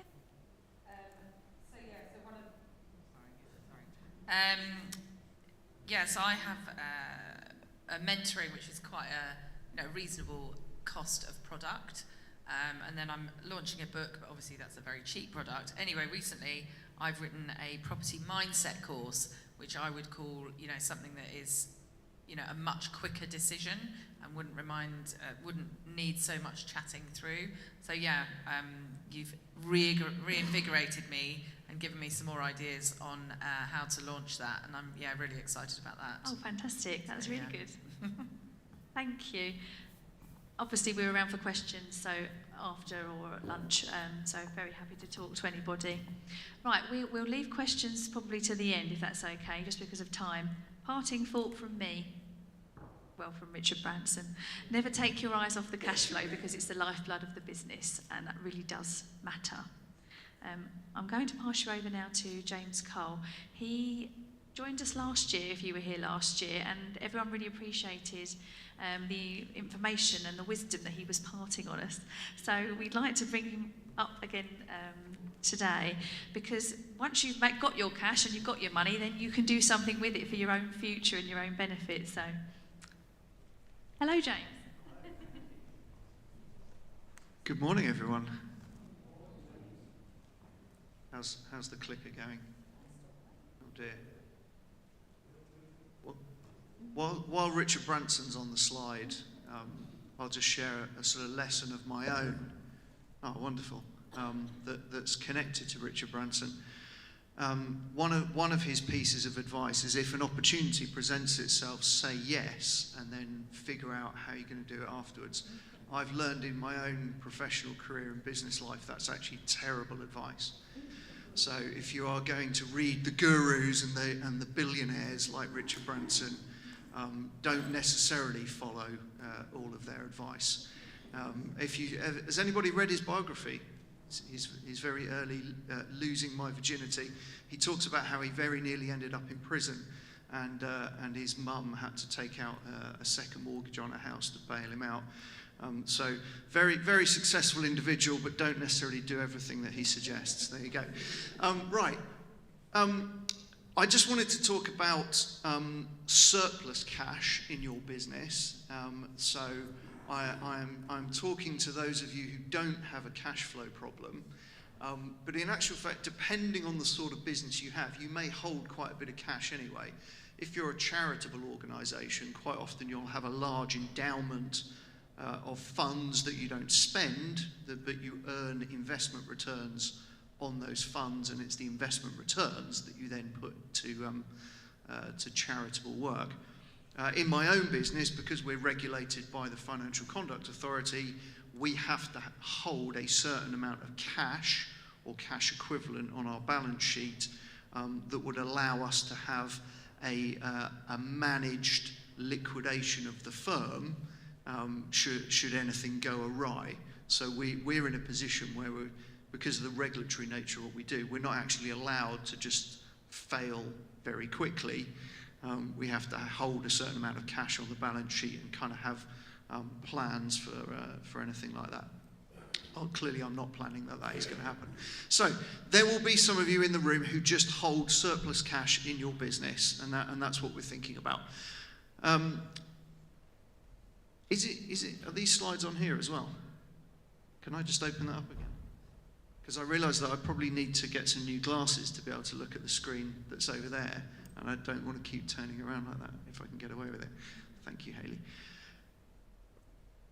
So very simple point is if you've got cash in your business and you're earning interest on it, and hopefully you are, because interest is a sort of phenomenon that has returned in the last couple of years, then the tax that you're going to pay on that interest is corporation tax, just like profit. So effectively that interest that you're earning is just another profit line, and that's going to be taxed accordingly. When I was here last year, I gave a big plug for pensions, and I thought I can't come and stand on the stage and not do that again. For those of you who are effectively running your business for your own gain, so I'm talking about, you know, small, medium-sized enterprises, you are in business for yourself, and most of the profits are going to be extracted for yourself. Please do look at how tax-efficient pension contributions are. Don't build up lots and lots of money in the business thinking, well, I'll take that out later, or I'll sell to somebody else. Have a look at paying yourself. Similar concept with life assurance premiums. Not going to go into any detail about that at all today, but I just wanted to kind of take the opportunity to remind you. But what about capital gains on non-cash investments? So if we come out of cash and we invest in the stock market, for example, and we make a capital gain, how's that going to be treated? Well, previously there was indexation allowance. This is one of the reasons why lots of people in property would set up a limited company, build up their gains in the limited company, because you could get indexation allowance on capital gains. Can't do that anymore, certainly can't do that moving forward. So again, capital gains that you achieve in your business are going to be taxed, corporation tax rates, just like everything else. You're wondering when the good news is coming, aren't you? I'm going to have to click this. There we go, cool. Oh, that is up there, not up here. Thank you very much. Who's in IT? Probably need to see you later. IT skills clearly not very high. So, if you are a trading company, not an investment company, sorry, but if you are a trading company, there's a reasonable chance that you will qualify as a micro entity. Hayley was kind enough to remind me that these thresholds are being reviewed. So the turnover threshold may go up to $1 million, and the balance sheet threshold may go up to $500,000. And you only have to meet 2 of these criteria out of the 3 to be considered a micro entity. That means certain things in terms of how your accounts are done. If you fall into that category, then effectively you can defer capital gains until they're actually realised in your business. So what I'm pointing to is there's an opportunity here. Instead of earning interest on your cash that's going to be taxed year on year on an arising basis, there's an opportunity for you to make some other sort of investment that will achieve a capital gain over perhaps a longer period of time, and only reintroduce that gain into the accounts when you actually realise it. Why am I suggesting this? Well, we do have a budget coming up at the end of this month. We're all slightly petrified about what that's going to mean, and I've certainly had quite a busy few weeks fielding questions which frankly I don't have the answers to. But we strongly suspect that tax rates are going to go up. We strongly suspect that capital gains tax is one of the areas that the government are going to look at. So what I'm suggesting is there's potentially an opportunity for you to defer capital gains down the road to a situation where it's more attractive for you to then actually realise them on your balance sheet. I'll just leave you with one final thought as to why you might think about doing this. As I said earlier, clearly you can earn interest on cash again at the moment, but we're going to see interest rates going down. Bank of England's already started cutting. And so if we're looking forward over a couple of years, maybe a 5-year time horizon, I would anticipate that interest rates will be lower than they are today. If you invested in the stock market with no intelligence at all, if you just bought all of the companies in the FTSE 100, you'd expect a dividend yield of about 3.5% to 4%, and that will be much more sustainable going forward in a falling interest rate environment. Not got time to give you the economic lessons as to why, but there's my prediction for the next 5 years. I think we're done, aren't we? Thank you, James. Kathleen, give a round of applause, everyone. And Hayley, thank you very much indeed. Everyone, thank you. Thank you very much.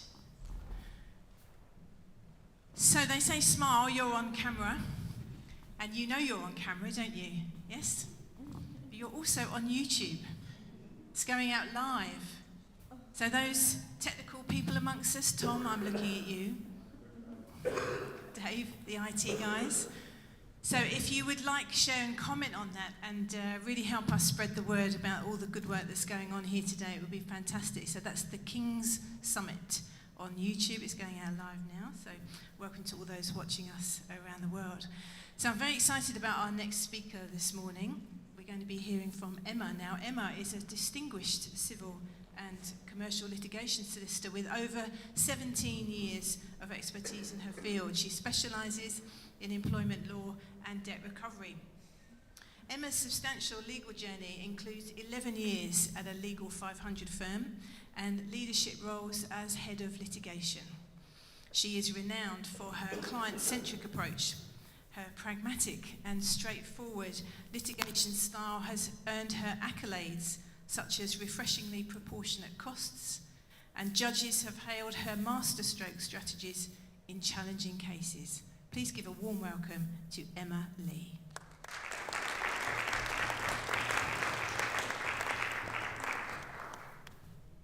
Thank you. Good morning, everyone. That's one cheesy grin up there. Right. I'd like to start by just introducing Pro Legal Group and what we're all about. Our family tree will hopefully be coming up, and I remember where the clicker is. There we are. So that's our little family tree at the moment. The group is made up of a group of professional services companies that act for the benefit of all of our business clients in need of legal, compliance, debt recovery, contracts, IT support services. We aim essentially to be a one-stop shop for you and your businesses in these areas across the whole of the South East and beyond. We have our leadership team. Martin Kingman would have loved to have been here today. He came last year and loved every second, but he got stuck in America, so I'm afraid you've got me today. And then Nick Abbott's in the front is director of our IT services business.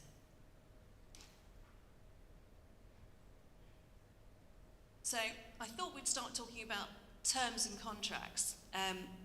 Hayley said some incredible things around cash flow, and importantly, do your clients and customers know what it is expected of them when it comes to payments and so on and so forth? You've got a workbook. There are some questions in that workbook, and I thought it might be useful for us to go through those first of all before I got heavily involved in the sorts of terms and contracts that you might be used to see what you've already got in your businesses. A gap analysis, if you will. So if you could turn to those, and I'll give you 5 minutes or so to just have a look through, decide which terms, which policies, which contracts you already have in your business, and give yourself a score out of 15.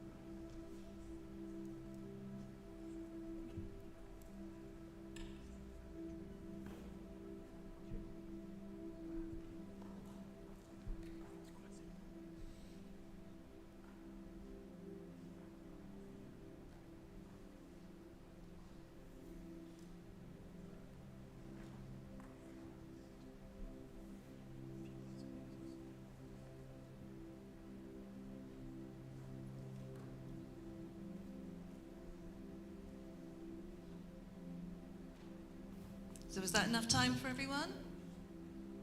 Would anybody care to share what scores they have? Anyone got 15? I'll take 10. Oh, not bad, not bad. 5? Goodness. Anybody got nothing? Against that. Okay, so you probably have employment contracts. Got staff. Hopefully you've got employment contracts. That might include your director service contracts. Hopefully you've got contracts for sale. These are possibly the most important documents you will ever have in your business. It is exactly the thing that identifies to your clients' customers what you expect of them in terms of payments and various other things. Hands up if you've got contracts for sale. Oh, there's quite a few that don't. Okay, interesting. Something that a lot of people ought to have but don't have is purchase terms. Going back to what Hayley was talking about, this idea of your cash flow and managing that. Part of that is dealing with your suppliers as well and making sure that you aren't just contracting on their terms. You might want to dictate how you deal with that contract, how you deal with that relationship. Another aspect, again, really important for cash flow, personal guarantees. You probably give them quite a lot as directors in your businesses. Your bank will probably want them for any financing, for any overdraft facility. But there's no reason why you can't ask your customers and clients for those as well. Credit checks, all of that sort of stuff goes hand in hand with who you do business with and making sure that they're the right person for you. There are a range of other terms. The non-disclosure agreements, leases, licenses for your premises, Emma, you'll know all about those. Shareholder agreements. If you're going to have a relationship with anybody else in your business, you need to have a contract with them. Joint venture agreements I won't bore you with, but there are hundreds of different types of arrangements that need to be put in place at all times. But ultimately the question is, why are they important? Does anybody want to have a guess? Clues on the picture. Ultimately, as I say, they govern your relationships.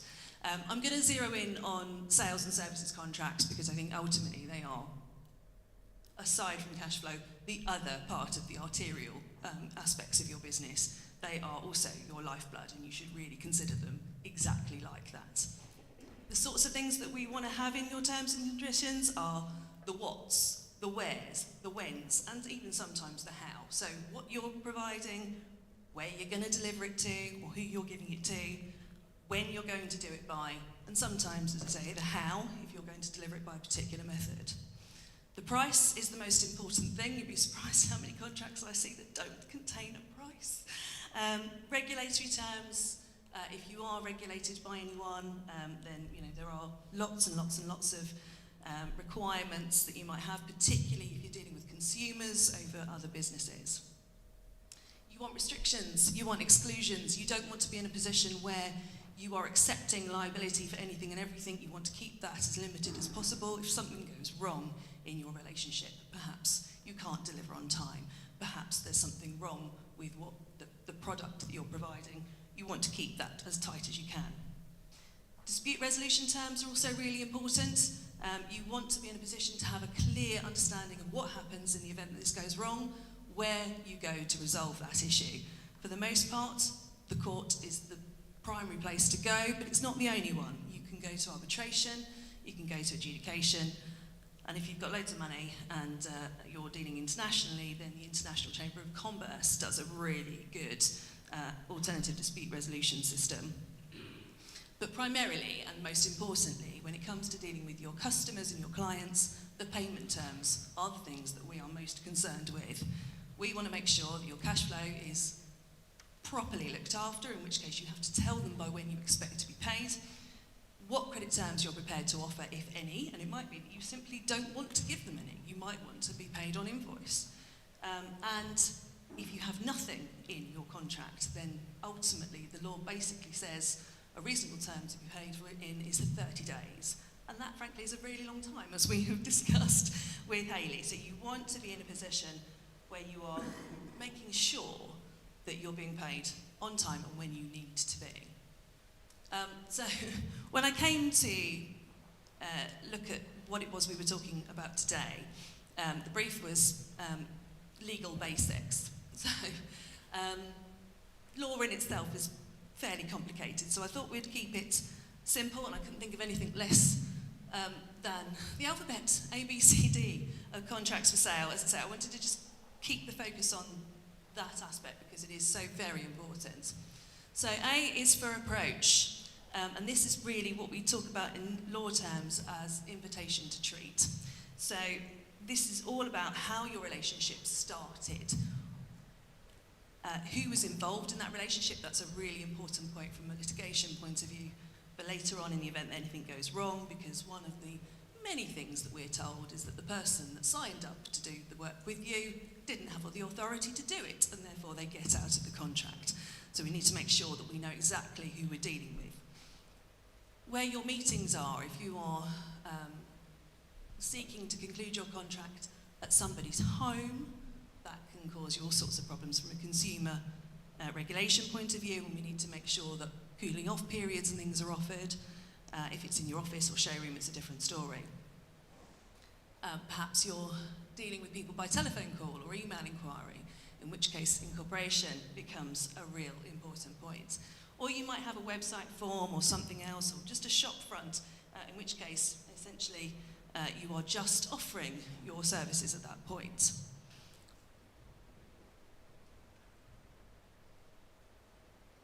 B is for business.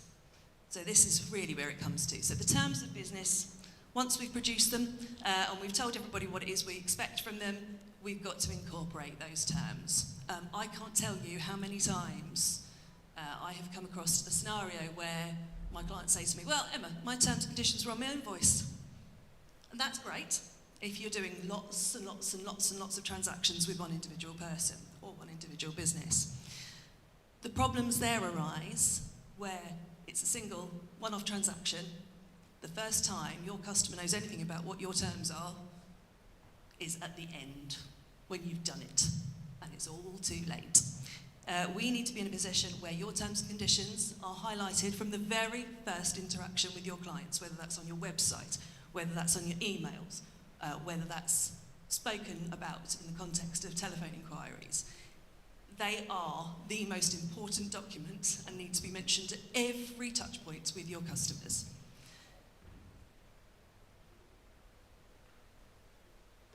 Contracts, sometimes you need more than terms of business, sometimes you need a bespoke contract, you're doing something really specific in terms of scope that needs to be identified, then it's always worthwhile having a bespoke contract drawn up to make sure that everybody understands exactly what they're doing, when, where and how.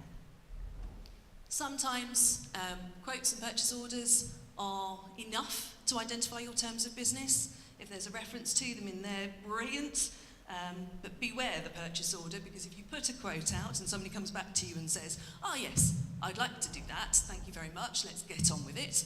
If they've got their terms contained within the response and you don't see it, the terms that bind are theirs, not ours.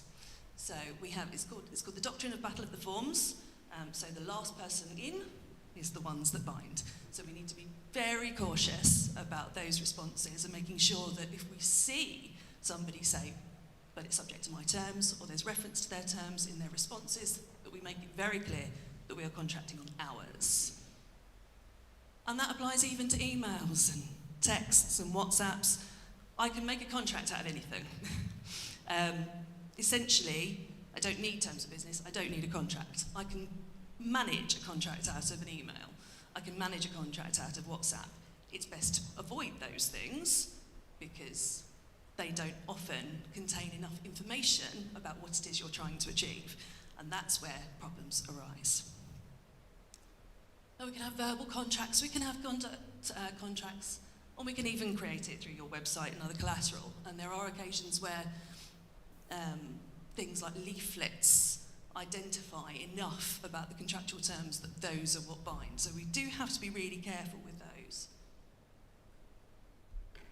Now C is for carrying out. So this is the doing. How do we demonstrate that the work has been done? Very often in litigation, we get a situation where the customer says, I didn't get it, didn't arrive, nothing happened. The work that you did wasn't good enough, you didn't spend enough time on it. There's no way in my recruitment consultant scenario that you spent that much time doing that job. You made a phone call, you emailed me, that's as far as it went. And in those circumstances, things like timesheets, delivery notes, signed confirmations, and emails saying, I've got it, thanks ever so much, this is great. You'd be surprised how useful those are in demonstrating you've done the job. And it's so important because so often in litigation, one of the first things that we get told is, didn't get it, or it wasn't work quite right. Those are the ways that we prove that they were. So that if we get those into our processes right from the off, I can't say that we won't have those issues, but we can certainly minimise the arguments. Now, D is for demand. Your invoice is surprisingly complicated. There are some minimum requirements. You've got to have the parties' names on there. You'd be surprised how many times I get given an invoice that's literally got an address on. No name, no name. How on earth do we know who it's for if it doesn't have a name on there? But you'd be surprised.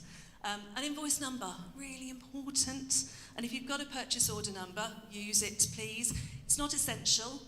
It's not essential unless there's a contractual obligation that you provide one. But very often, a lot of the larger businesses will tell you that purchase order is absolutely a requirement of them paying anything. It's not strictly true unless there is a contractual obligation. For the most part, it's just how they like to delay things. So bear that in mind. What is being invoiced for? There are so often scenarios where no description is given. We'll just have a number and hope for the best. That's not good enough. We need to be able to demonstrate what it is we've done, what it is we're billing for. And it might be that you're doing things in parts. You might have an order for 300 widgets, you offer 150, you're doing the other 150 another time. You can't just say, I've got widgets. You've got to identify exactly how much you've done.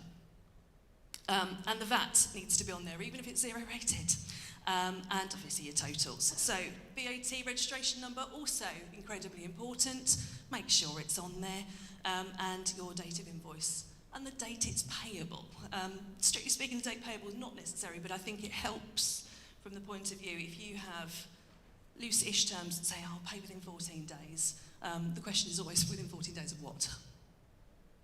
The date of the invoice, the date you received it, the date I felt like emailing it to you for the 15th time. So it's best to make sure that we're keeping an eye on the dates, and if you have a particular expectation in respect of that, just put it on. It's not going to cause you any problems. So, you've done all that and you're still not getting paid. As we've said, cash flow is the lifeblood of the business. It doesn't matter how profitable your business is, if you don't get paid, you're just not going to survive, as Hayley has already said.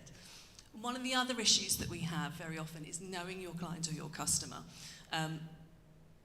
There are a range of different vehicles out there. The amount of times I get given an invoice that says, chase this person. Okay. And who was the contracting party? Don't know. Brilliant. And very often you have an individual that has asked you to do the job. You get an email from them that says, Mr. Bloggs. And you say, okay, well, Mr. Bloggs, you are now contracted with me. Very often, Mr. Bloggs isn't the person that's contracting with you at all. It's the limited company that they are representing. It's the PLC they're representing. It's the partnership they're representing. But you do need to know your client, your customer. One of those ways is to have some sort of information sheet right from the beginning of your sales process that identifies exactly who you're dealing with, VAT numbers, all of that stuff. And that will also help us when it comes to later on in the event that things go horribly wrong. We've got loads of information that will help us to enforce any subsequent judgment that we might end up getting. So it's really important that we gather as much information as possible about the people that we're dealing with right from the outset, which might include credit control checks, which I think are in your workbooks, and a range of other ways of gathering information right at the start to make sure that you know what you're dealing with and who. I won't bore you massively with the litigation process unless anybody's got any real questions around it. But the first port of call always is a letter before action. Every single scenario where you're not getting paid and you want me to recover it for you, happy to do so, but the first thing I must do is a letter before action. If I don't do that, you could end up with problems with costs later on. So we don't want that.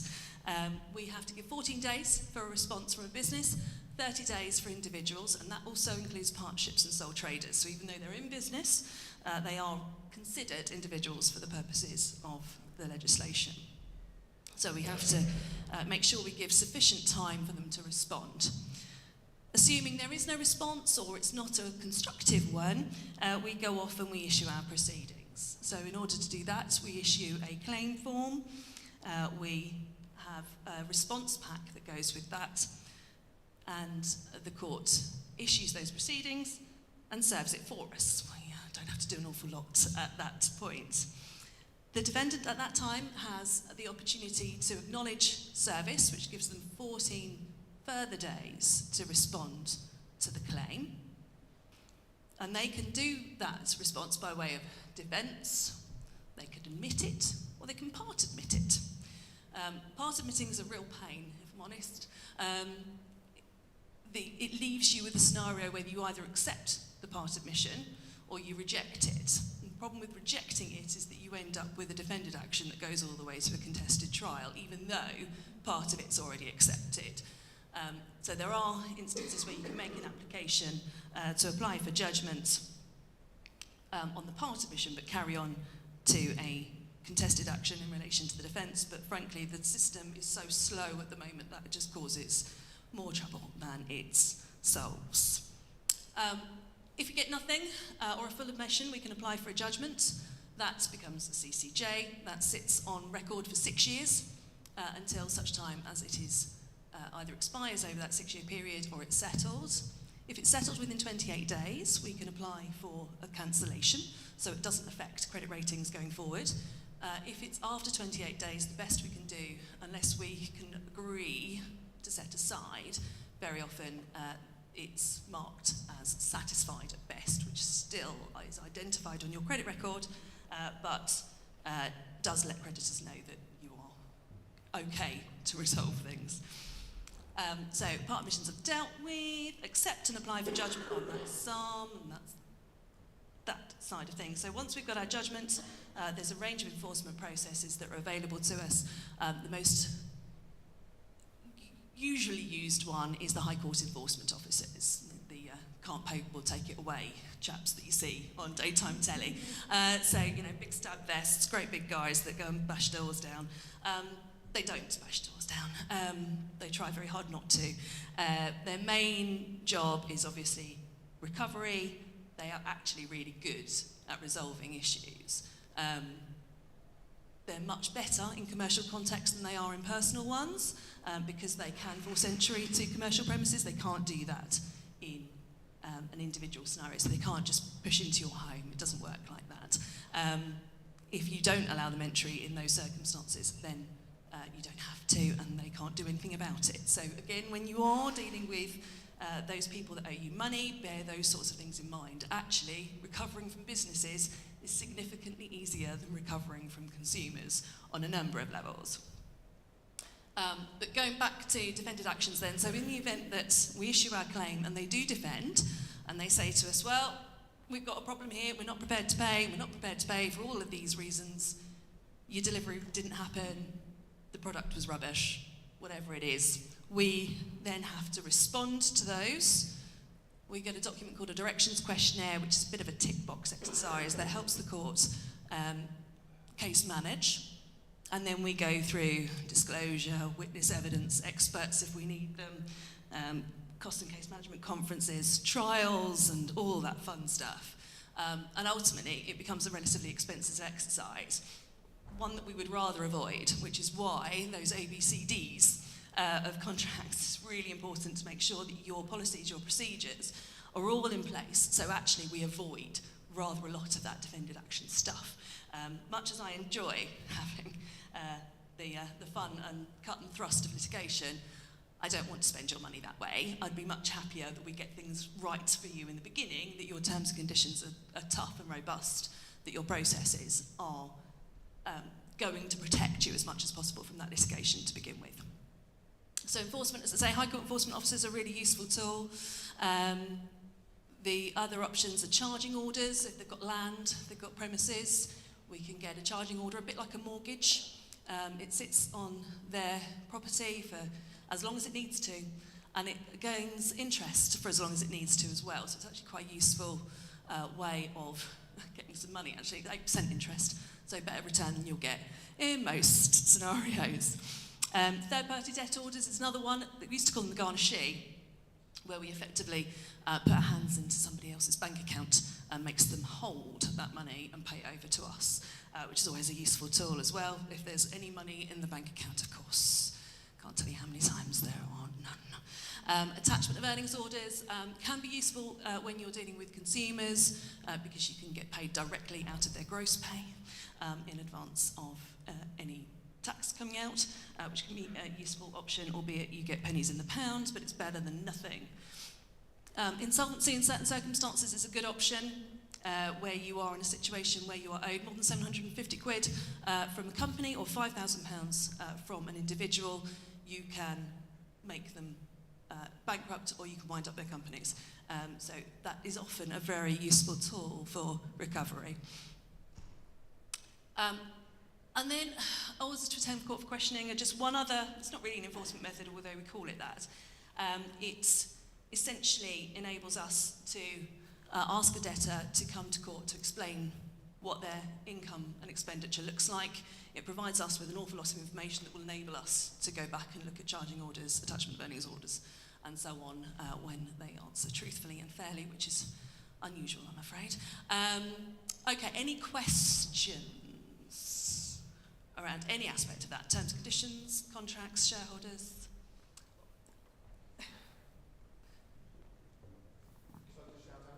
I think Jenny's running to you. Yes,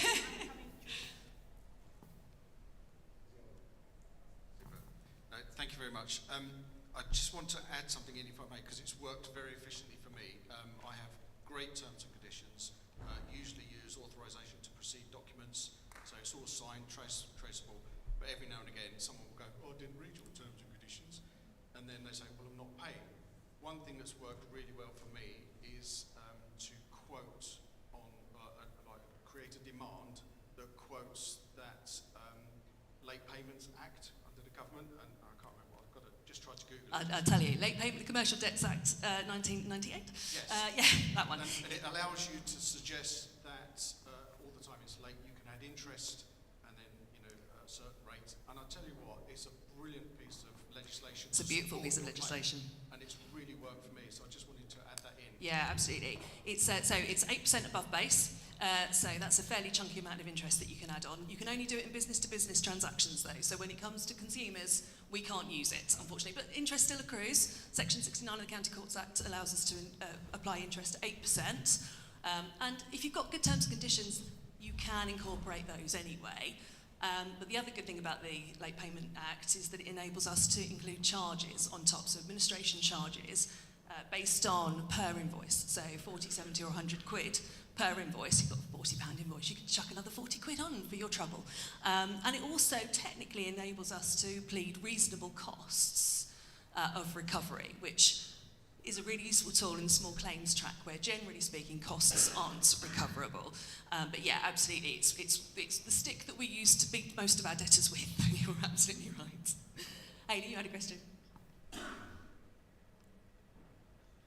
It's a sort of practical one, but I've got some clients who like to try and take the law into their own hands, and they have. So I'm thinking of one particular client of mine who's got an electrical contracting company, and he did have trouble, getting paid, and had a dispute over an invoice. He wanted to do his own LBA, letter before action, and I don't think that's necessarily the right thing to do. So I'd be interested on your thoughts as to what I should say to people like that want to do their own and get a template off of Google, etc. Because it did end up with him driving up to Scotland and ripping up all of the electrical cables that he'd laid. Generally, Google's great. Google is great, but In the same way that if you Google your symptoms for having a headache, you've probably got a brain tumour. It does exactly the same in litigation. So generally speaking, you want to use Google when you know what you're doing. Ultimately, letters before action, there's no real science to it, but if you miss things like the Late Payment and Commercial Debts Act, you're missing out on entitlements. So it's more about, if you leave it to the professionals, you're going to get what you're entitled to. The other good thing about instructing third parties is that you're letting your debtor know that it's really important to you. You're taking away that personal relationship, because one of the reasons why your credit control has probably failed up until now is your debtor's going, oh, it's all right. If I plead, if I pull on their heartstrings, then they probably won't keep on at me. When it goes out to a third party, suddenly they realise that you're taking it very seriously and you are going to do something about it. So generally speaking, whilst it is permissible to do it yourself, absolutely, my advice is always to get a professional to do it, to make sure you're getting all that you're entitled to, and ultimately you're letting people know you mean business. Okay, any other questions? No? Okay. Oh. If someone is a late payer, do we legally have to offer them payment terms? No. Generally speaking, if you're dealing with another business, you don't have to offer anything at all. If you're in the game of consumer regulated loans, then you're in a completely different space. In which case, yeah, you have to offer all sorts of things to make sure that you're keeping on the right side of the FCA. But if you're in business-to-business space, you don't have to offer anything at all. Ultimately, if you are not getting paid, your business doesn't survive. Your staff don't get paid. Their families suffer. It's important that you keep things going as much as you can for them. So absolutely, sadly, go for the jugular. Thank you, Emma. Give her a big round of applause, everyone. Emma from Pro Legal Group.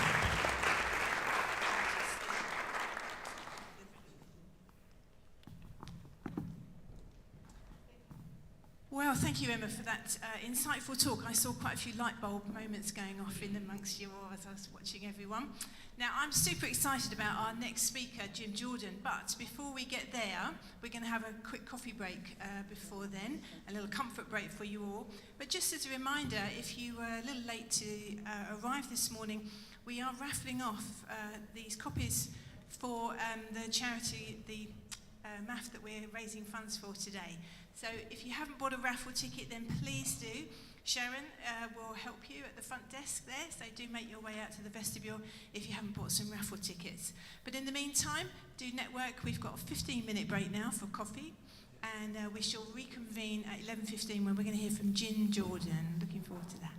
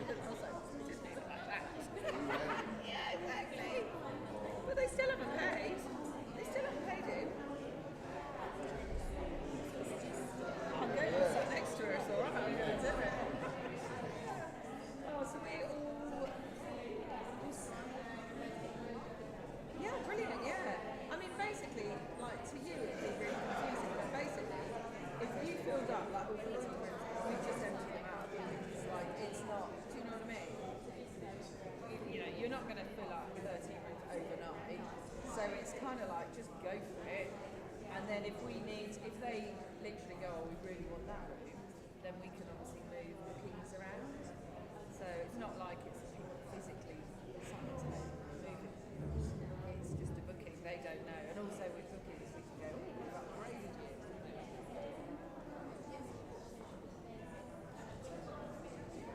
3 on term.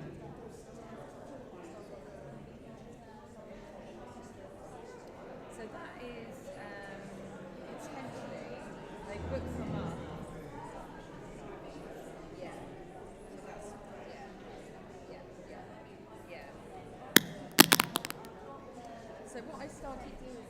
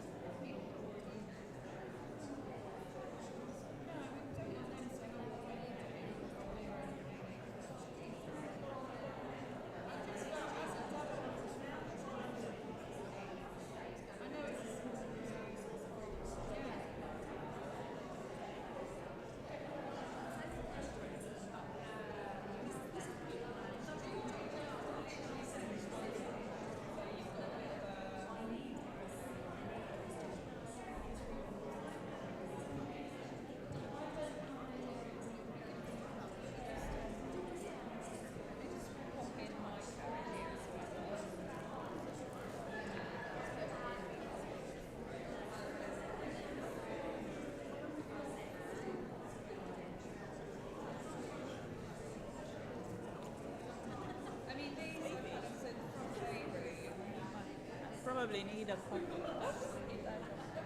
Yeah, I mean, basically what you do is,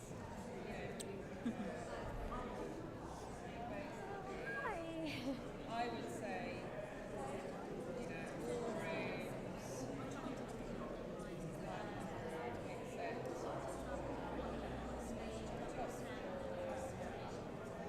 I would say the top floor 850.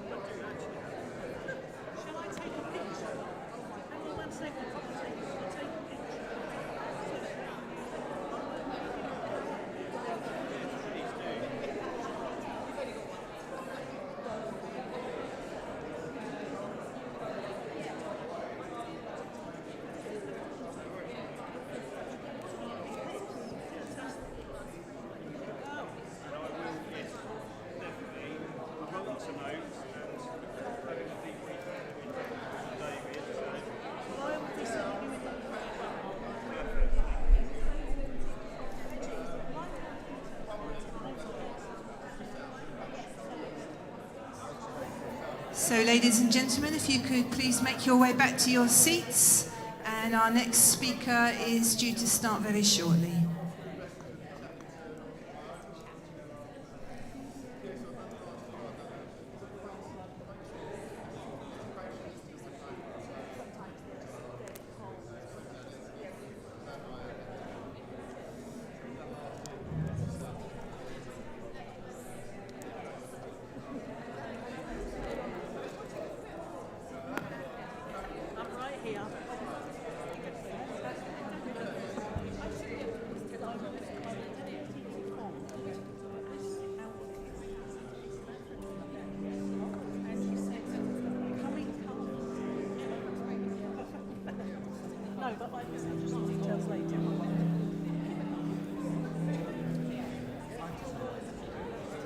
So just whilst you all come back to your seats and find yourself getting settled, just to reiterate that we are live on YouTube at the King's Summit.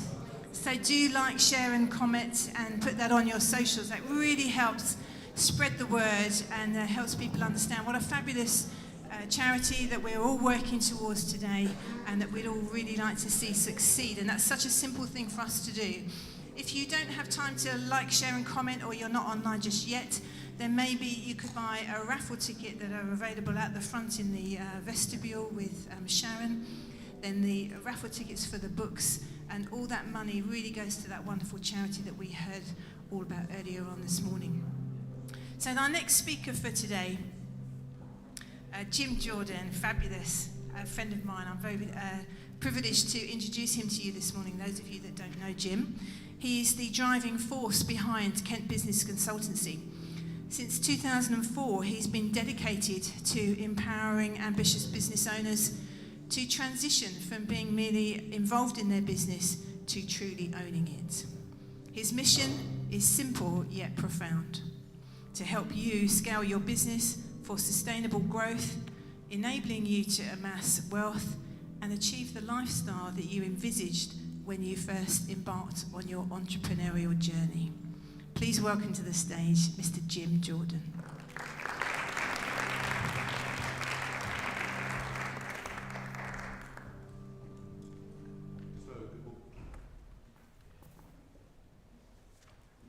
Schoolboys errors. Good morning, everybody. Thank you for the introduction. I've been scaling and helping businesses to grow for over 40 years, so unfortunately this isn't blonde anymore. But before I actually started my own business, I worked for quite a large company called Clark Shoes, and actually having run a store in Oxford, up to stores in Oxford Street, I became a regional manager with them for 14 years. And that was actually just not just running areas, it was running regions and actually countries as well. And the role that I had there was working with businesses at different sizes and developing managers so that they could actually move through those branch sizes into area management. And their roles went from operational, very operational in the smaller stores, as the business grew, started to delegate, put teams in place, and to the end of that, it was actually becoming more strategic in their roles. And when I came into working for myself 20 years ago, it was with a view to helping small and medium-sized businesses make those transitions. Because what I've witnessed in my personal life and my family life was actually sort of growth in businesses can be painful. And if you haven't got the advice available to you, things can go wrong, very wrong. So I'll just give you a story of a company that I worked with for the last 5 years. 5 years ago, this was a business in Maidstone, there were 500,000, nearly just under 500,000 in size. It was a solar panel business. And he wanted to grow the business, but he got to a stage where he didn't know what to do next. But he was ambitious, but he needed help. So we sat down and we started scoping out a 3-year plan. And in that 3-year plan, we initially had a plan to get to £2 million. That was his goal for 3 or 5 years. It was his ultimate goal at that stage. And when we put the plan together, because there's multiple elements to it, it's not just the turnover, there's loads and loads of different elements to that. And in terms of that, we put that plan together so he could visualise it. And we were sitting there, and I looked at it and I went, and I say this quite often, why so small? What's stopping you growing more? And it's a mindset. It's actually sort of, it's at the level of their thinking that they can't go beyond. So he begrudgingly, in the afternoon, sort of said, you know what, we can go for 3 million, that would be amazing. So we worked on that plan, and in 18 months he achieved his 3 million. Not 3 years. Because he had some clarity of actually what he was doing. Not only had he built a business in 3 years, he got some really strong values. He'd employed staff, and at this stage he had about 25 staff working for him in that business, which is fantastic. The year after, he doubled that size to 6, the year after to 12. And that business sold after hitting 20 million in turnover last year. And his actually, buyout was actually £7 million. Not bad. Now, he's actually still employed in that business, but that business has become part of a larger organisation that's growing across the nationally, and that was one of the reasons for selling it. Now, not everyone wants to grow a business to that size. But I'll tell you another story about this guy, because I was sitting with him at a meal the other night, and he started showing me some photographs of his new houses. The one he's just moved into in Maidstone, 1.5 million, ticks all the boxes. And the one he's got in France, where he's spending lots of time now with his family. And that's another reason why what I do is actually helping business owners who work hard to work hard and actually get somewhere. So, I'll find a slide here. So there's lots of facets to growing a business. And at different sizes, there's different actions that come from that. So in scaling a business, these are some of them. And what do I mean by scaling a business? The technical term is a business that's growing at 20% growth compound year on year with over 3 to 5 years. Now 20% growth doesn't sound like a lot, and it isn't. But a lot of people sort of look for single-digit growth because they're not actually believing where or seeing where the opportunities are within their businesses. And that's always been a bit of an area where I'm actually sort of getting people to sort of think bigger about themselves and believing in themselves. So, in your books, you've got on page 12, because we haven't got a lot of time today, I thought I'd give you something to sort of start thinking about your plans for next year. But if you want to set a plan for your next year, you really need to know the direction of your business over the next 3 years. Because there's lots of things happening at the moment. There's lots of political and economic changes happening. There's lots of digital changes and artificial intelligence. I'll say something else about that. And there's also the pace of change is dramatically improving because of digitalisation in businesses. And I heard a comment yesterday that was actually sort of really poignant. Businesses that are, people are worried about their businesses or their jobs going to AI. And they won't go to AI, but they might go to a business or one of your competitors that knows more about AI. So I would encourage you to actually start looking at how you modernise and digitalise your businesses. What have I got? Oh, I see, it takes two. So on this booklet that I've given on page 12, just run through very quickly and think about your business as it is now in all those areas and calibrate it on a scale of 1 to 10. So just put a number against each of those items, 1 being inadequate, 10 being world class. So where is your business right now?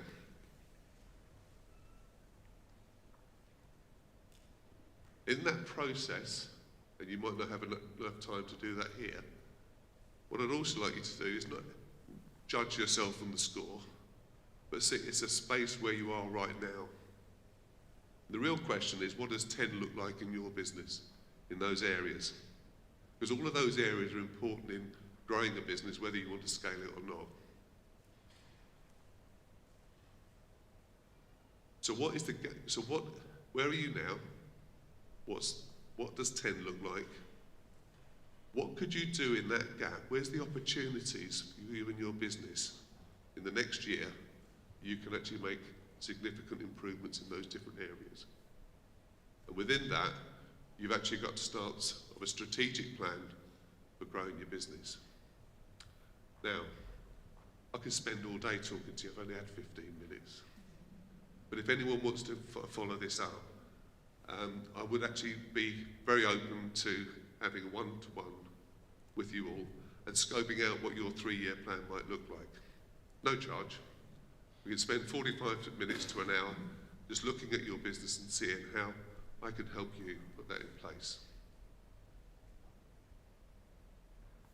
If you want to give a donation to the King's Summit, that would be brilliant, but that's not necessary. What I really want to do is help you thinking about how you grow your business through strange times and actually be one of the businesses that thrive in 25 and beyond. Thank you. Thank you, Jim. Big round of applause, ladies and gentlemen. And that offer of a free 45-minute session with Jim is going to be transformational. Thank you very much indeed.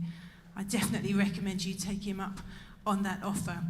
So our next speaker this morning is Daniel Jin. Now, he is the CEO of an innovative insights consultancy for a global healthcare industry, which he founded with his wife Jo in 1998. But Daniel is also the founder of Worship.works, an organisation that equips followers of Christ to put their faith in work in their careers through teaching and applying biblical processes. Over 25 years of experience in business have led Daniel on a journey of discovery with the Spirit and the Word, resulting in his approach to leading a team of marketplace ministers who co-work with God to develop holy, Spirit-led business practices. Please welcome to the stage, Daniel Jin.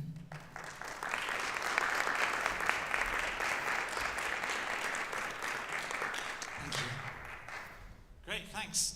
Good to be here, and really enjoyed the sessions this morning. I hope I can bring something helpful to, I think from sharing from my story, my journey in business, as Jenny said, I lead an organisation called Worship.works. We teach Christians, followers of Christ, to put their faith into their everyday work. And that's come through a journey that I've had in founding and building and leading a business myself. So I lead a company which is a consultancy to the global healthcare industry. We work with major pharmaceutical companies and other health organizations all over the world using technology and data to develop insights. But in 1998, I was, first of all, a lot younger, and I founded a company with my wife, this company. And we, as Christians ourselves, we knew that faith that we had to be part of our business journey together. It felt like a big step of faith. When we were 24 years old, it felt like a big risk. When we look back, we had nothing to lose. We had no children. We had a tiny mortgage. You had no idea how small mortgages were in the 1990s. But it felt like a big step, you know. And we were like, well, if we're going to launch a business together, then Jesus, who we follow, is part of our lives. He has to be part of this business. In fact, it has to be God's business. He has to be the head of the business. And we want to follow him in doing that. So we actually prayed before prayer is an important part of our whole life. So we prayed before we set the business up, and we asked for some signs, some confirmation that it was going to be the right thing to do. In fact, the main sign, my wife is very practical. I'm the visionary. I kind of think, imagine what we could do. And she says, how are we going to pay the mortgage? So there's been lots of practical advice this morning about cash flow. She's the cash flow queen in our business. She's always asking me, how are we going to pay this if you do that crazy thing? So the good test, how we were going to test this out as we prayed about it, was like, if I could win a contract to start with the business, like we could win some business before we actually had the business, that would wait for me to serve notice at my current job, then we would take that as a good sign that we would have cash flow coming in from day one, and we'd be able to start the business. It was a good prayer, I felt, because it's a very practical prayer as well, and we won this great contract, and we could set the business up and get going. But we knew that God had to be the head of the business. And for the first few years, we We grew quite rapidly, relatively rapidly. We doubled in size each year for the first few years. I suppose 100% growth, that's quite a good growth rate from a very small company over a number of years. And then we got to 2003. In 2003, the company was 5 years old. We won Kent Small Business of the Year award, and but actually the very same time that we won that award, we were hitting a wall in the business. Some of you will know, when you're growing a business,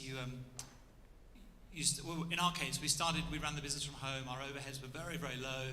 You know, the 100 grand we made in our first year was nearly all profit. You know, there were very low overheads, low costs.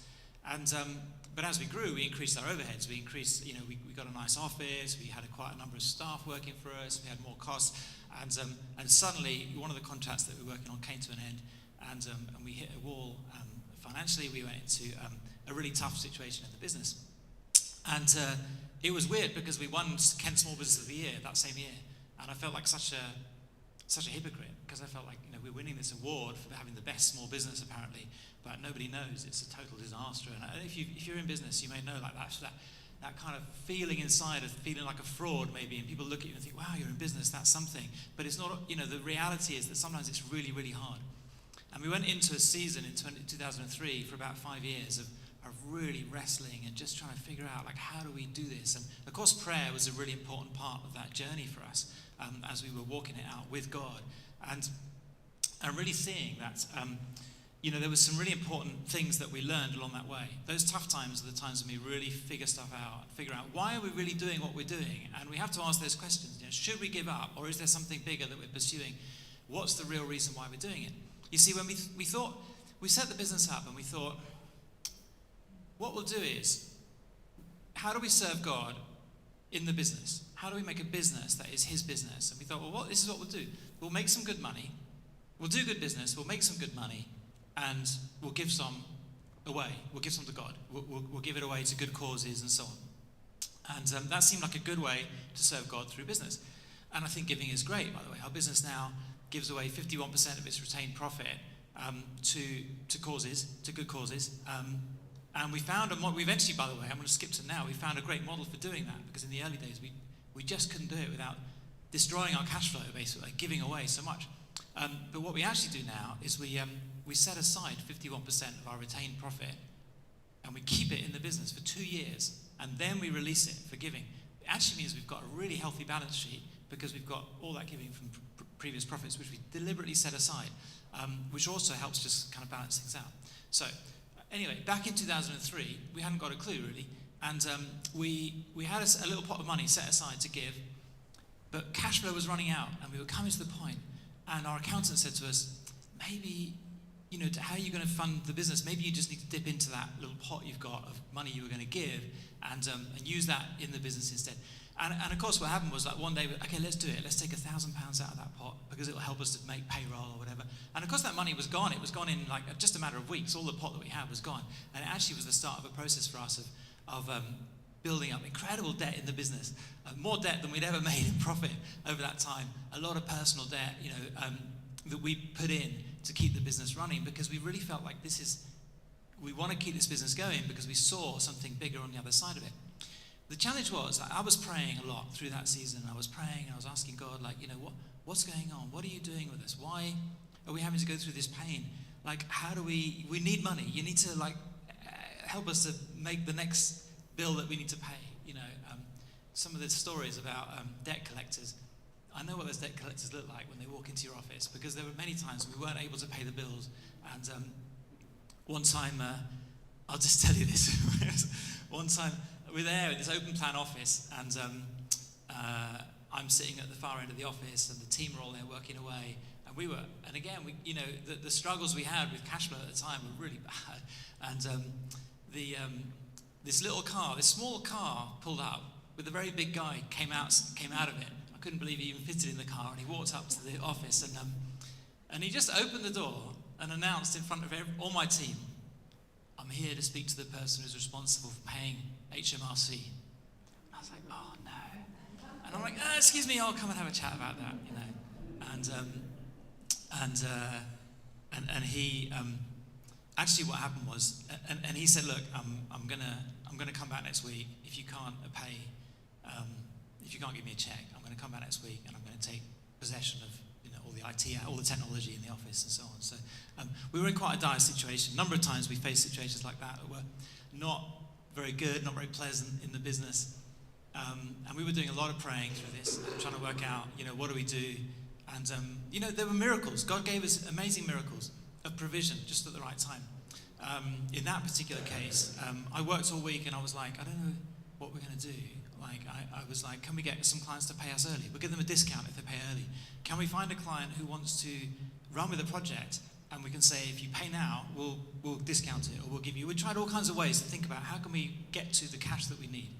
We'd borrowed everything we could borrow. No one was going to lend us any more money at this point. We actually had a miracle. I actually got to the end of Friday and I was like, well, I prayed a lot about this. And I've done everything I can do because I really believe in, the Bible talks about faith and works. It says like it's not enough just to have faith. It's kind of not enough just to do, but you need to kind of bring them both together. There's a guy called James who wrote this letter in the Bible, and he says, "Show me your faith without works, and I'll show you my faith by the things that I do." And I really believe in that like we have to do the both together. It's all very well to say faith is an important part of my life, but that should look like something practical. And so I was doing everything as well as praying. I was trying to figure everything out. And we got to Friday afternoon and I was like, we're done. Like, there's nothing else we can do to get the cash we need by Monday. And Monday was our deadline. And so I'm just going to go home now. And I was like, okay, Lord. I prayed. Lord, it's totally in your hands now. There is nothing else I can do. I'm going home. And I remember I was like, just doing some gardening on a sunny Friday afternoon. And I just had this real peace in my heart. And I was like, it's cool. Something's going to happen, but I don't know what. And my wife, who's my business partner as well, she came out and said, I just had this call from a relative, and it turns out that we inherited £10,000, which was the exact amount of the debt that we owed. We inherited £10,000, and apparently there's a banker's draft for us, which is, clears immediately. So they're bringing it over. And I was like, how about that? Oh, and by the way, this relative said, we had this for quite a while. We just kept meaning to tell you about it. So it was always there. The provision was always there. And we had quite a few interesting little stories like that where, there was just an amazing thing. But there was a really important lesson that I learned along the way. And that's this, that the reason, there's so much good we can do with business. Business is such a force for good.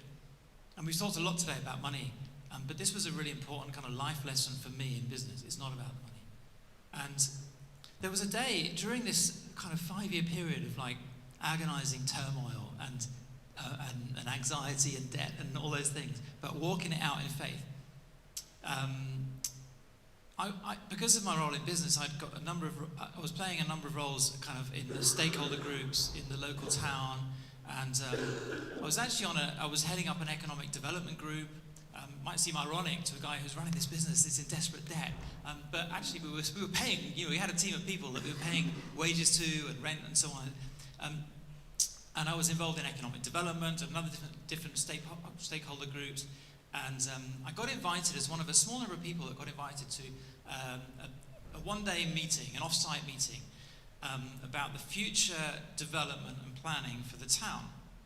And on that day, I remember I was just feeling so heavy about how bad things were in the business. In fact, things were so bad, not only in the business, but in our personal lives, because my wife and I were kind of funding the business. We'd remortgaged as many times as we could. We had credit card debt, we had all kinds of debt. And on that day, my wife was making a trip to the local council offices because we received a court summons over non-payment of council tax, on our personal council tax. And so now the court summons was there, and she was going to the council offices, to the place where you go and negotiate to say, can I make a payment plan? Can you please not take us to court because we can't pay our council tax? And I'm going along to this meeting about the future planning of the town. And as I arrived there was the then elected leader of the council and the CEO at the time of the council. And they're both there outside the front of this nice castle where we were meeting. And I remember walking across the lawn and I'm just like, I'm such a fraud, I'm such a fake, I've got nothing to bring here, how can I talk about this? And they both stopped talking and they turned around and they said to me, Daniel, we're so glad you're here to help us to plan for the future of our town. And it was like God spoke to me immediately, and he was like, you see? You think that your success and the difference you can make is about the money you have or don't have, but I'm using you right now, today. And that changed everything for me, to see that actually the role I played in business and the opportunities that being in business would bring me to impact the local community, to impact the world actually, to make the world a better place, were way beyond how much money we did or didn't make. Now don't get me wrong, if business is mission, as I believe it is, business can be missional, that business can actually go and change the world, you have to have a viable business vehicle to do that. So, we were in a difficult situation at the time, and that wasn't sustainable. And thankfully, we now have a very viable business, which is going out and making a big difference all over the world. But we had to learn some stuff along the way, and this was one of them. So what actually happened was, it changed how we prayed. And we stopped praying. Because actually, Jesus taught his followers this prayer, and he says that in this prayer, he says, we call it the Lord's Prayer, right? Most of you may be familiar with it, but he says in it, give us today our daily bread. There's one line. It says basically, we need to ask you to give us what we need. And I was having this conversation with God, and he was saying, why do you keep asking me? Why do you keep begging me all day to give you the money you need? Like there was more to life, like there was more he wanted me to kind of look at. And I saw through this journey, because he said, I'm always going to provide what you need. I'm never going to let you down, which was true. We saw that. We tested it, and we saw the experience of it, that he never failed us. God never failed us. So I saw, as he started showing me, that the role that he had for me in business was not simply about the money we could make and give away, which is good, but it's not the be-all and end-all. There was more to it than that. But that actually, the reason for it was to go out and make a difference in the world. So it changed how we prayed. And we were like, okay, Lord, show us what are the things you want us to be doing? Where do you want us to work? What are the projects you want us to work on? Where do you want us to work that we can make a big difference? Where do you want us to work that we can bring some good advice into, that we can actually change the world around us? Where are the groups that you want us to connect with? How can we get involved more in what's happening for future planning or other things that you're going to open up for us? And so our prayers changed. And as we changed our prayers, God actually led us in the strategies for how to turn the business around and build a great business from there. And so one of the things that happened was I was invited to go and speak at the global headquarters of a major non-government organization, an international NGO. And I was praying, so I thought, well, okay, I'm going to go and speak there. I was doing it pro bono, actually, and so not charging a fee.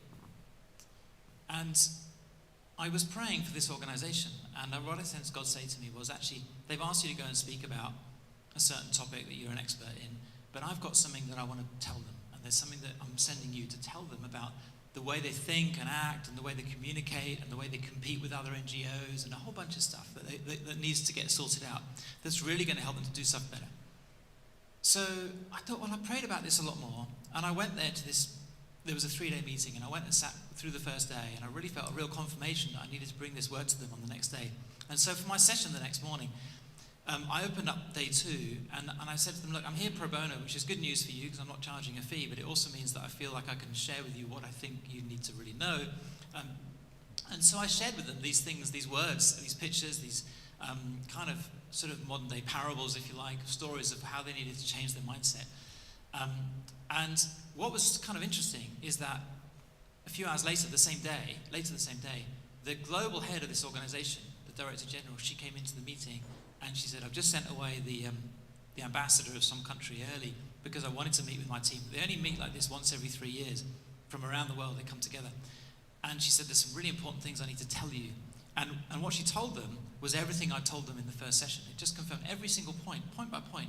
She ran through item by item, every single thing that they needed to change about their mindset and the way they worked. And so it was really interesting because it was a confirmation for them that the strange word I brought them at the beginning of the day was also on the heart of their overall leader. But it was a confirmation for me that what God had put on my heart and I was to bring them wasn't just a random thing, it was actually the right thing for them at that time. 3 years later, because they met every 3 years, 3 years later they invited me back, and one of the team who led communications across the region of Africa came back and they said, what Daniel told us 3 years ago transformed how we do health communications in Africa. So actually the third time, 3 years after that, the head of the team said to me, look, every time I brief you on something and you come, but you just do your own thing, you seem to address exactly what we need at that time. So this time, I'm not going to tell you what to bring. Just come and bring what we need. So I thought, well, that's an interesting challenge. So I said, well, I better come clean, and I'll tell you how it works. Because I don't often talk about this, but I said, look, what I'm going to do is if you ask me to come, I will pray for you, and I will pray for your organization. And after I've done that, the thing that is on my heart is what I will bring when I speak. And they said, well, in that case, we better pay you a decent fee this time. So that was quite good. So that for me was part of the lesson of understanding what does it really look like to actually do business that is good, and to see that as the primary purpose. And then you've got a really great reason to build a solid, really good quality business vehicle that can go out and make a difference. This is actually from the Bible, and it says, interesting, there's a gap in there. I'll fill the gap in. Don't conform to the pattern of this world. So don't think like everybody else in the world thinks, but be transformed by the renewing of your mind. Like, get a new mind. Think about things in a fresh way. Then you will be able to, the missing word, say test and approve, or test and prove what God's will is. But the cool thing about God's will is it says there, it's good, pleasing, and perfect. So that's, what's not to love about that. For me, that was an example of what happened with this NGO that I went to speak at.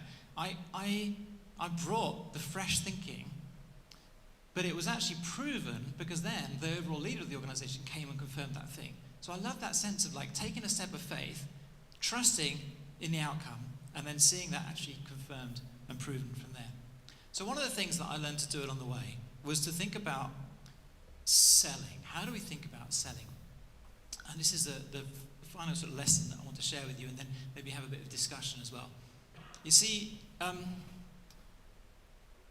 often we think about selling as something that can be, it's a kind of necessary evil to get us to where we need to be.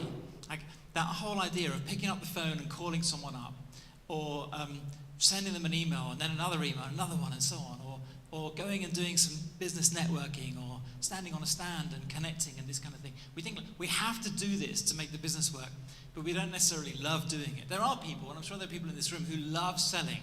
I love selling, actually. But what I found is that often we can kind of feel that it's not a very pleasant thing to do. And actually, when you experience selling, when you get all that clutter in your inbox, I get these emails from people and they send me one, and then I see the trail of emails they've sent me. There's the first one, and there's the other, and by the time they send me the third email, they're quite rude, like as if somehow like you haven't replied to my emails. Would you kindly come back to me? I'm like, hang on, let me just go back. Was this a sales email? And I think sometimes selling can be a bit like that. But actually, what if selling was a force for good? If we believe that our business has got a purpose, which is to go out and make the world a better place, then shouldn't that be the experience of anybody we sell to or try to sell to? Shouldn't they experience the benefit of that? Shouldn't we bring something good to them along the way? Shouldn't we actually find that the sales transaction itself is done for the benefit of the buyer? There's some really amazing thinking in this. There's a book called Lean Selling, which actually takes the lean principles from manufacturing and it applies them into sales. And it talks about the fact that anything in the sales process that is not done for the benefit of the buyer is waste. And it actually needs a change in mindset, because when you think about selling, it's so easy to think, well, selling obviously is about, so I can sell you something so I can get some income into the business, so I can get my cash flow, so I can get my profit, and so on. But what if the whole reason for even opening up a sales conversation is so that you can benefit the buyer? It changes everything. It changes the whole way you have that conversation. I had an intern who came, he'd been working with Saatchi during his university years, and then he came and took a placement in my business. And he got involved in selling. We try and get as many of our team as possible to get involved in interacting with customers before they become customers, and the kind of sales process. And he said, look, there's this customer, I really think we can help her. I've emailed her, I'm trying to be in touch. I need to decide, I don't want to hassle her, but I feel like we can do something good for her, and I don't want to let it go. How do I know, how much to push it? And I said to him, just imagine that that's already a friend of yours, and you actually care about the outcome for them, and you want to really help them. Don't think about it as what you can get from this transaction, but but what can you actually give them? How can you benefit? When you get your mindset right about that, you'll know how much to push it and how to persevere with it. The heart of it, for me, has been putting love into sales. What does it look like if you love your customers before they even become customers? What if you really think about what's good for them? How do I help them? It changes everything. We see feedback from the clients that we work with about the experience they get of working with our team and how much joy they find in that kind of process, how much peace it brings them. And that happens right the way from the start, before they've even become customers, to kind of experience that. Because actually, we teach our team that thing, to actually put love into sales. There's this other, I'm going to pull up this one here. This is another ancient writing from the Bible. It's often read out in wedding ceremonies or something like that. It's a scripture. It's about love. But what we do is put this into, what does it look like? What if this was how you sold? What if you sell in this way? It's really, really, really challenging, but also quite exciting. So if you replace the word love with selling and say, selling is patient. See, this kind of doesn't sound right, does it? But what if selling was patient? What if you can be patient when you're selling? What does that practically look like? Selling is kind. So immediately it starts to think about, I have to do this in a way that benefits the buyer more. It doesn't envy. That's a really challenging one, because when you think about selling, you may well get into a situation where you have to stand up against competitors, or somebody wins the deal that you don't win. And what about in a sales team? If you've got multiple people in your team, often what we do in business, what happens in business is that, there are targets set and they're assigned to individuals, and so somebody needs to be seen to be the person who's got the sale. In fact, you see this sometimes when you go into perhaps a retail environment or some other kind of service environment, where you can tell that the person who's talking to you is trying to get to you before their colleague gets to you, so they can clock in that you're their account. If the sale comes through, they get the numbers on their account, because they may be motivated and rewarded based on individual performance. And so it can get very competitive. And so what if you say selling doesn't envy? That's challenging. Selling doesn't boast. Now that's hard, because if you are asked, what is better about your product than someone else's, how do you do that without boasting? But what if you can do that without boasting? What if you can bring real truth to it? What if you can actually, I had a sales conversation with a prospective client last week, and I did a bit of research with them before and thought, who else might they be looking at? So I can actually bring them insights on all the good things about the other companies they could be working with. By the way, not because I don't want to win the sale, but because I know there are things we can bring that are unique. And so it actually becomes a really helpful part of the sales process to explain to the buyer, these are the really good things about the other companies, this is where we fit into that. But to do that without boasting in a humble way is challenging. It's not proud. So what if selling is not proud? How do you do that? Is it possible? It doesn't dishonor others. So that again comes to how we talk about the competitive landscape potentially. It's not self-seeking. So that again comes down to, what if selling is not about what I can gain, but actually what I can give to somebody else? Honestly, it turns out to be a really, really good way to do business, because what happens is the customers who are sold to in that way, they gain so much, and what you gain is a lot of loyalty from customers who want to come back and they want to experience that, and they get an intangible thing. They may be looking at your product, your service, and comparing it with others, but there's this incredible intangible thing, which is the love in the sales transaction. And that, of course, follows through not only the sales transaction, but right the way through the experience of working with you, delivering the service, delivering the product, what that's going to be like. It's not easily angered. So that's quite a good one, isn't it? For just understanding how do you do that? It doesn't say it never gets angry. It just says it's not easily angered. So how do you sell without getting easily angered? And bringing that patience into it and bringing love in. The love is the answer, by the way. The only answer to it is love. You can only do it in that way. It keeps no record of wrongs. So easy in that kind of interpersonal relationship in selling to get a bit offended or frustrated by the behavior of your customer. How we talk about customers is so key. And you'll see it, when you listen to people around you, when you get involved in selling, when how often have you come off a sales call and go, oh, that really annoying customer, or, whatever, they'll never do this, or they always say this to me, or whatever, But actually, keep no record of wrongs. Just forgive. Just let it go. Doesn't delight in evil, but rejoices with the truth. Now, this doesn't mean that you have to be a total walkover. In fact, I think when it says, love doesn't delight in evil but rejoices in the truth, a lot of what we've spoken about this morning around how do you deal with contracts, how do you deal with the legal side, how do you deal with cash flow, how do you make sure that people pay you? That is this, right? It doesn't delight in evil but rejoices in the truth. The truth is we agreed to this deal. Let's stick to what we agreed with. It always protects, always trusts, always hopes, and always perseveres. I think one of the most helpful parts of selling is persevering, isn't it? We have to persevere in sales, but persevering without all the other stuff before can get really nasty and be really hard work, and sometimes be really demoralizing as well. But if we can sell with love, it changes everything. It changes everything from the value that the buyer gets from it, but it changes actually the extent to which you can also enjoy and love your work in selling. So I think it'd be quite good just to talk about that for a few minutes around the tables. What does it look like for you? And maybe we'll just get some feedback afterwards as well. What does it look like for you to love your customers? Yeah, answer that question. Take a few minutes.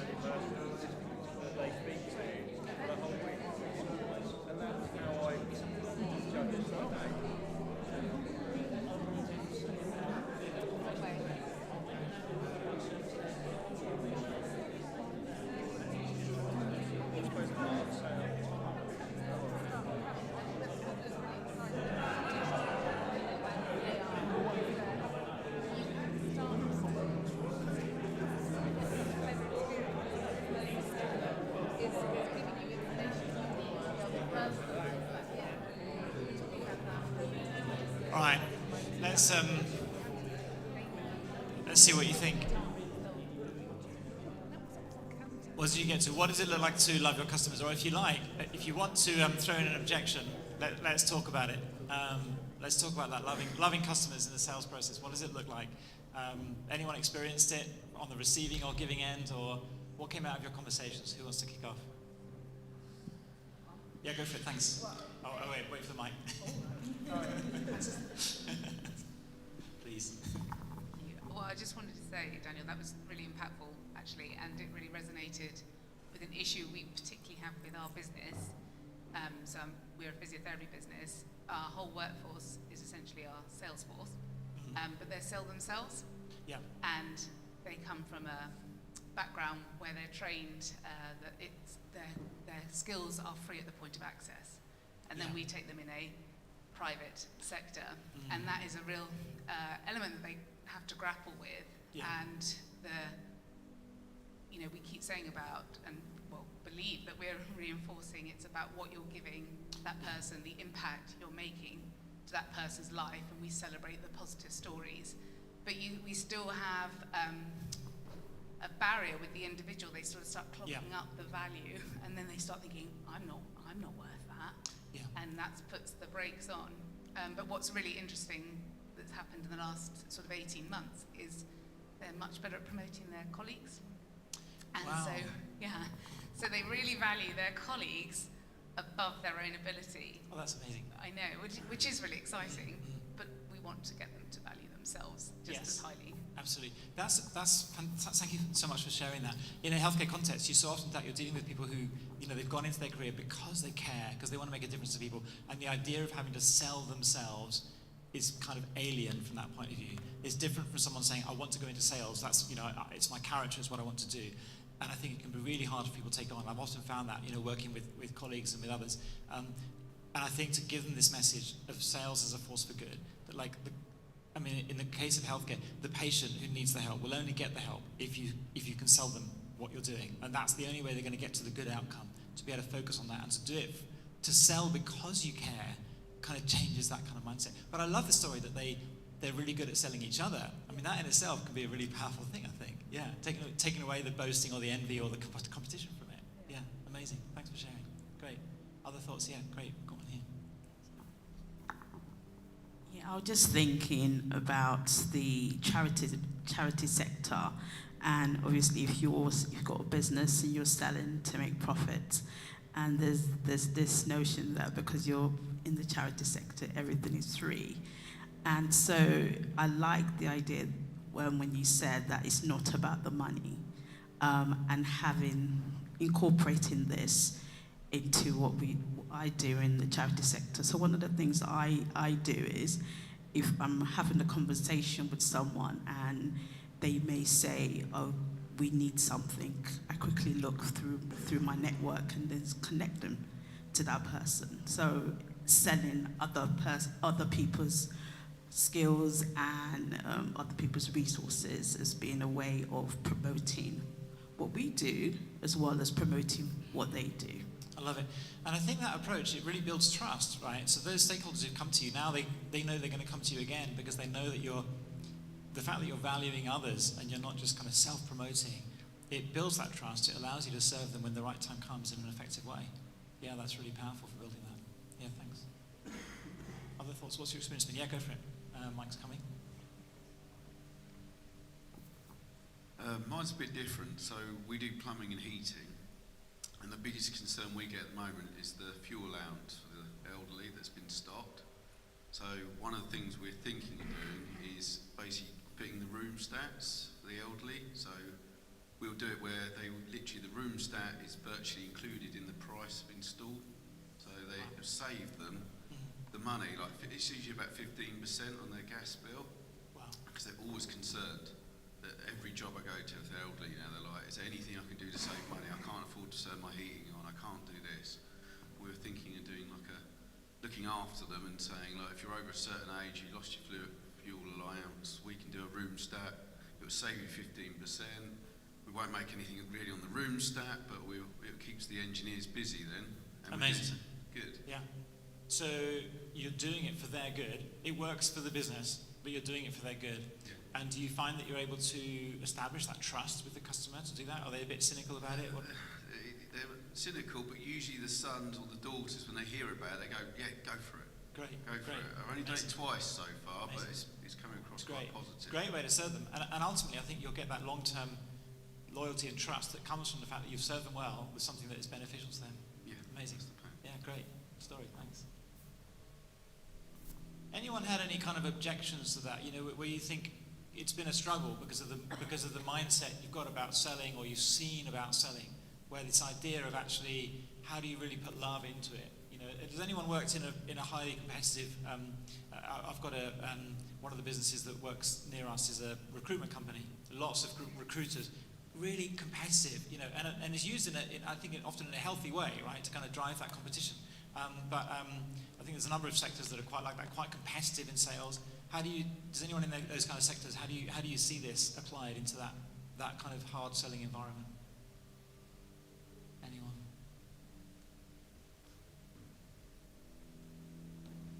No one likes being sold to, so don't try.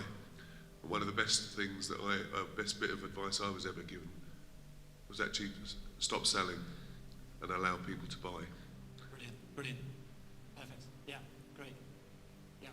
Even the word selling, I think sometimes we have to rebrand it in a different way, because if you're actually, you know, it's serving, right? It's actually, you know, to serve rather than sell. I love that idea of stop selling, allow people to buy. Brilliant. Great. All right. We've probably got time for one question. Is there any questions? And then I'll sit down. All right. Great. Well, thank you. Over to you. Thank you very much indeed. A round of applause. Thank you so much, Daniel. Very insightful talk. So we have two speakers now who are going to join us up on the stage. They are both from the Federation of Small Businesses, Tim Aker and Jane Martin. So as a development manager for the FSB in Kent, Tim lobbies and campaigns for small business members, putting their interests to stakeholders and policymakers. He was previously a member of the European Parliament and also a borough councillor. So please, would you put your hands together for Tim Aker and Jane Martin.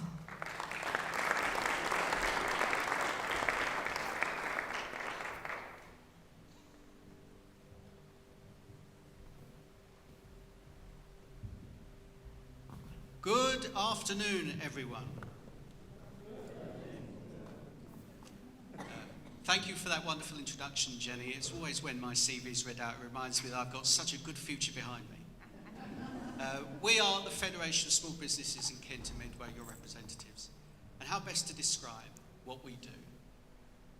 I'll give you two examples from some of our members. There was an event we had last week in Ashford. One came up to me and said, you know what, with all the package that you do, you're the fourth emergency services for businesses, which saved them thousands through the tax investigation support. You know, they were really very, very complimentary. And I was feeling that was really good. That's a really good compliment to be paid. And I don't know if they've spoken, but then somebody else came up to me later and said, you know, you're the Rick Astley of business. I thought, well, somebody's helped themselves to the welcome drinks more than they should have. He said, no, you are the Rick Astley of the business world, because you're never going to give us up and you're never going to let us down. I think they should stick to business. But I see us as a community. You know, it's very, very lonely being a sole trader, small business. You know, we've been through a hell of a lot that I hope we don't see again. I mean, we are donning our crash pads and helmet for the budget coming up, because things are not looking rosy. But we're a community. We're here for the small businesses to be that backup and support. And my colleague Jane is going to talk about what we provide as our services. But I want you to look at the back cover of your workbook. And there you'll see a QR code. So when I'm wrapping up, just scan that and keep it in your Safari or your browser. For if there's anything you see or hear that Jane talks about, the services that we provide, keep that there. Come and join us as part of the community, because we're all interconnected. And I love the theme that we've had today, Simon, about what is extra for businesses. And for me, it's the division of labour. The concept of the division of labour and the integration of businesses across borders and territories has been the biggest promotion of peace and cooperation that modern civilization has seen. And that's what we try to strive for, to bring businesses together. And you could think of every conceivable business we have. And this interaction we had, I've got to tell you about before I hand over to Jane. We brought together a garden nursery and a wrestling franchise. Now, I didn't have them in my bingo card when I started this year. But we brought them together. They've had 2 event days together and both made thousands out of it. And those are the connections that we like to make, because it's the rising tide lifting all ships. Come and join our community. You never know who you're going to meet. You never know what the next event's going to hold, what the next conversation's going to bring. I'll pass over now to Jane. We'll be around later. Thank you for having us, Simon. Thank you for your time.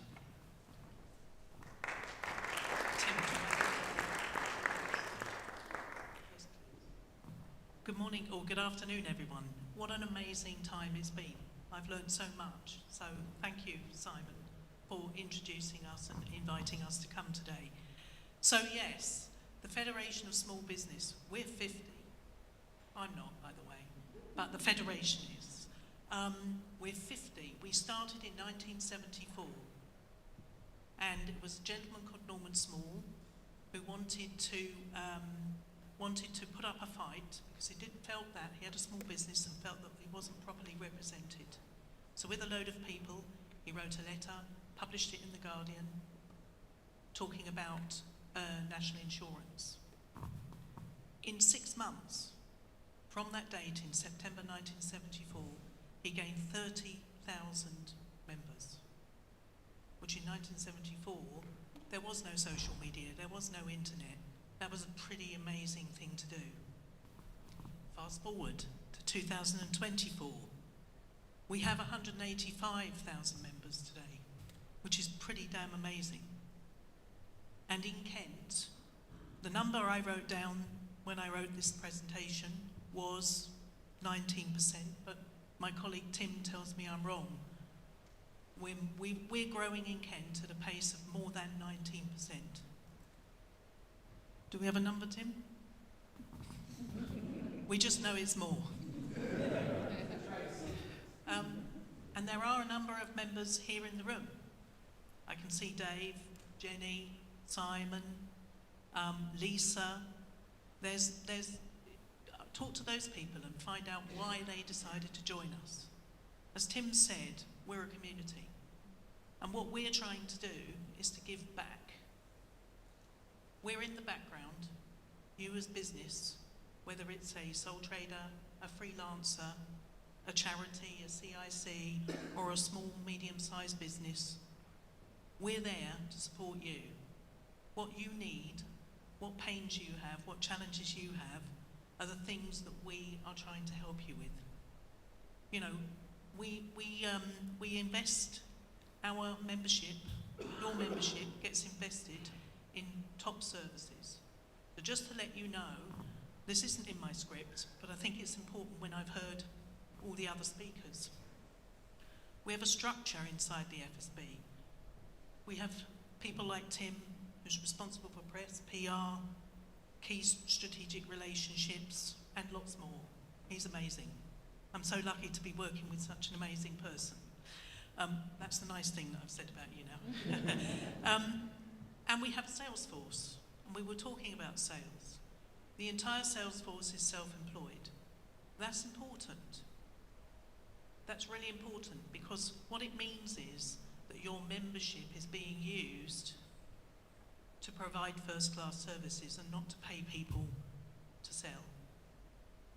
And when we talk about selling, I found that Daniel very interesting, very, very interesting, and thank you very much, because selling isn't, in my view, about telling you what we do and what's brilliant. It's about listening and understanding what problems you have and then finding a solution through what we offer to help you.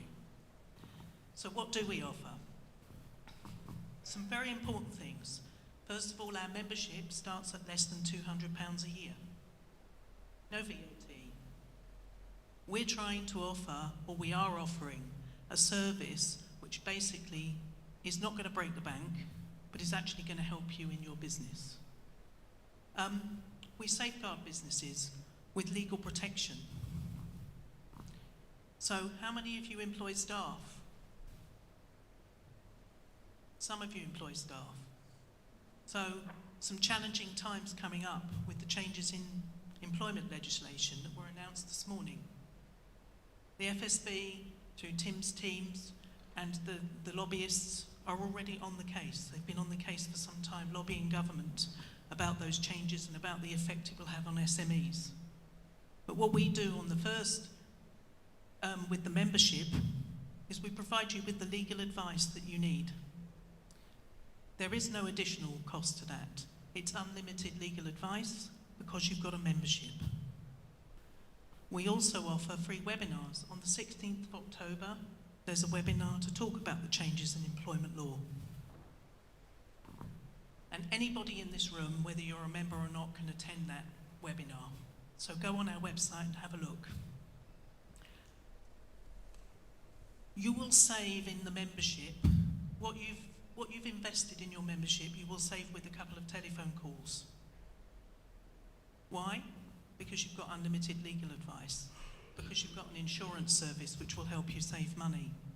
Because we've been talking a lot about debt recovery. We offer a comprehensive debt recovery service. If anybody wants to come and talk to me over there, I can show you from our legal hub all of those things we were talking about, adding on the administration charge, calculating the daily interest. It's all there for you. A lot of members join us and stay. I was at a conference last weekend having an update. 87% of people who join the FSB stay and stay forever. That's quite huge. So talk to the people in the room who are members of the FSB, please.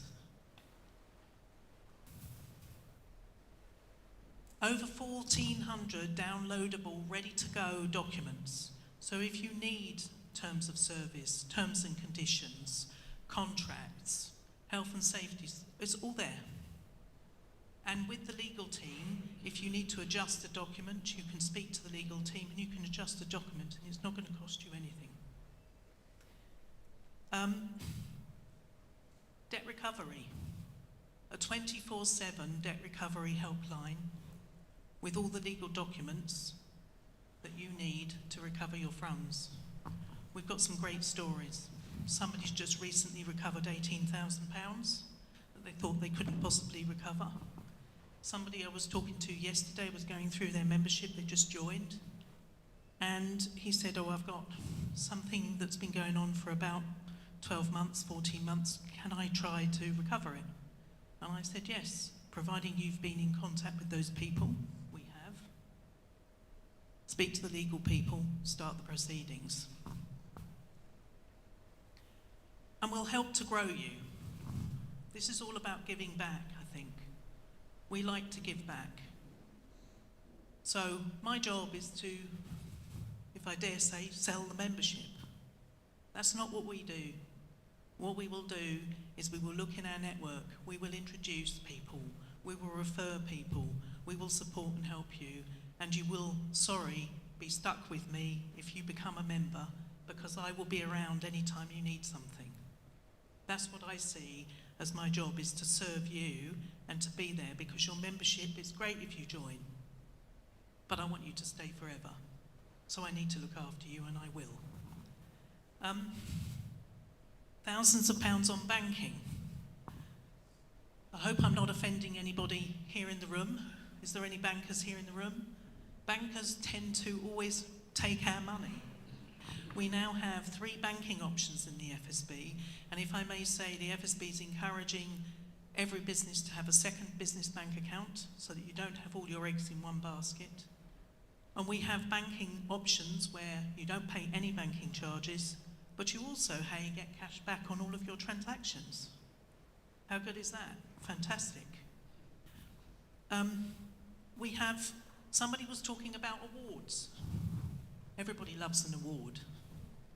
So we have the Celebrating Small Business Awards every year. So it's not about us saying Business of the Year. That word celebrating is very important, because it's about us celebrating the whole plethora of skill, creativity, and unbelievable businesses. And as Tim said, I've been a membership advisor for 4.5 years. I've got a mole catcher as a member. I've got a hostage negotiator. I've also got accountants and lawyers. It is incredible when you start doing this business. What's fascinating about it is how many different types of business and people you meet. It's absolutely fascinating and it's so much fun. It would be great. Join us today. Come and see us over there. It won't be a hard sell. And I'm a firm believer. If it's not the right time for you now, tomorrow, fine.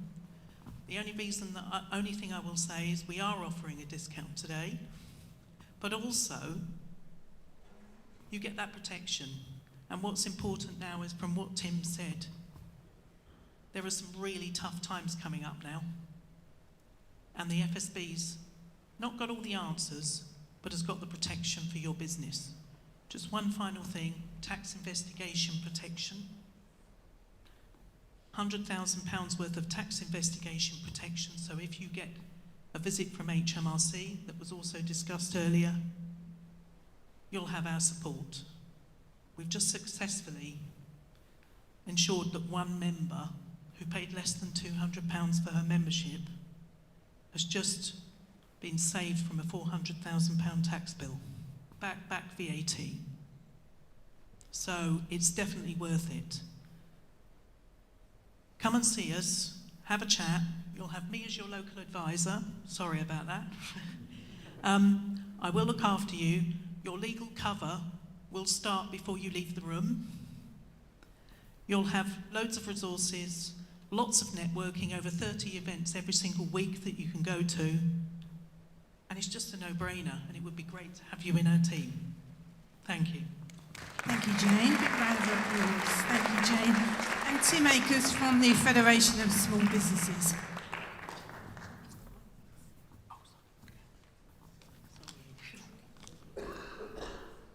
Thank you both for that. So our next speaker is Amy. Now, as soon as Amy walked in, I knew that we were in for a treat today. She is the head of quality improvement within the NHS, and she has worked in healthcare for 12 years. Amy has a black belt in Lean Six Sigma methodology, and in her current role, she leads a team to deliver transformational change, including mindset and behavioural changes. She's also used the method to tackle large-scale complex issues in healthcare organisations. So please, a warm round of applause for Amy Igawanu.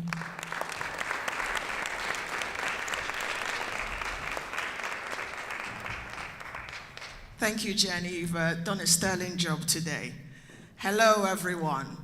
I'm kind of tempted to say someone saved the best for last, but not really. There have been some really powerful sessions today, and I hope you've taken a lot, or you've taken down a lot with you to kind of look at and work on going forward. My session is going to bring all of that together. Okay, so some of you may have heard about quality improvement. That's what we call it within healthcare. And outside of healthcare, process improvement. Anyone? No?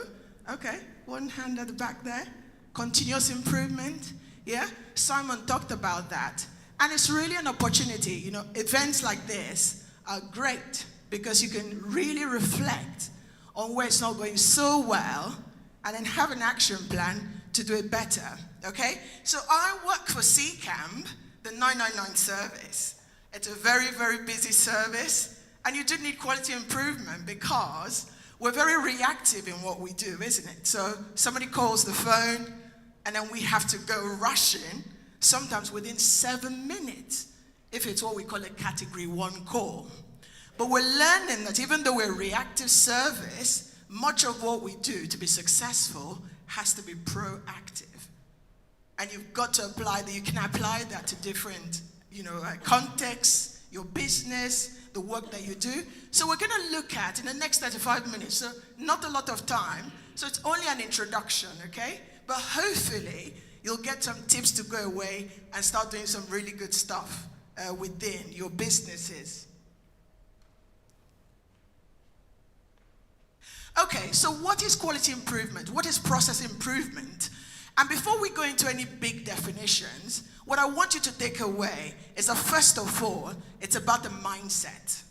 It's first of all thinking, I do want to do things better.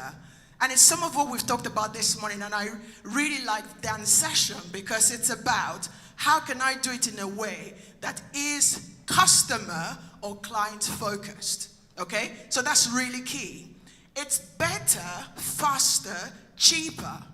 And sometimes we want to leave the better out and go faster and cheaper, right? But it's quality. It's having the people who really receive the service at the heart of whatever it is you're doing, like we've heard this morning. And I like that quote on the slide there. Every system is perfectly designed to get the results it gets. So if you want a different outcome, a different relationship with your customers, improvement in your business, you've got to think differently. And I don't know who said this quote. I always say Albert Einstein, and I might be completely wrong. But if you're trying to solve a problem at the same level of thinking that created it, somebody described it as insanity. And what quality improvement is about is actually testing, trialing, different approaches, but from a hypothesis that is solid. Okay, so there are lots of approaches, like I said already, and I'm not going to spend time on this, but some of you have, I think Dan referred to Lean, Six Sigma, and you know what's interesting is, like I said, some of these approaches started outside of healthcare, you know, where healthcare is always behind the curve, isn't it, for us? And it's only in the last 30 years or so healthcare started talking about quality improvement, but Toyota and Amazon and all of these other organizations have been doing this for many years. And it doesn't matter what methodology you use, because you know you can get a room full of process improvement experts and they can argue all day about methodology. It doesn't really matter. It's about the core principles. And we're going to talk about some of those principles this afternoon, but also allow you some time to really reflect on processes, like I said, and where you can get things better. Okay, so in a nutshell, it's thinking differently about the problems and the processes and the things that go on day to day in your business or in the service that you provide, but it's also involving everyone. So not just your customers or clients, as we call them, but also what about your staff? Okay? In healthcare, we say happy staff, happy patients. It will be the same in your business, because if people are demoralized, demotivated, you're going to have problems with attrition and retention, right? So it's all really important. And for organizations where you have a receptionist, that person sitting there is not just a receptionist.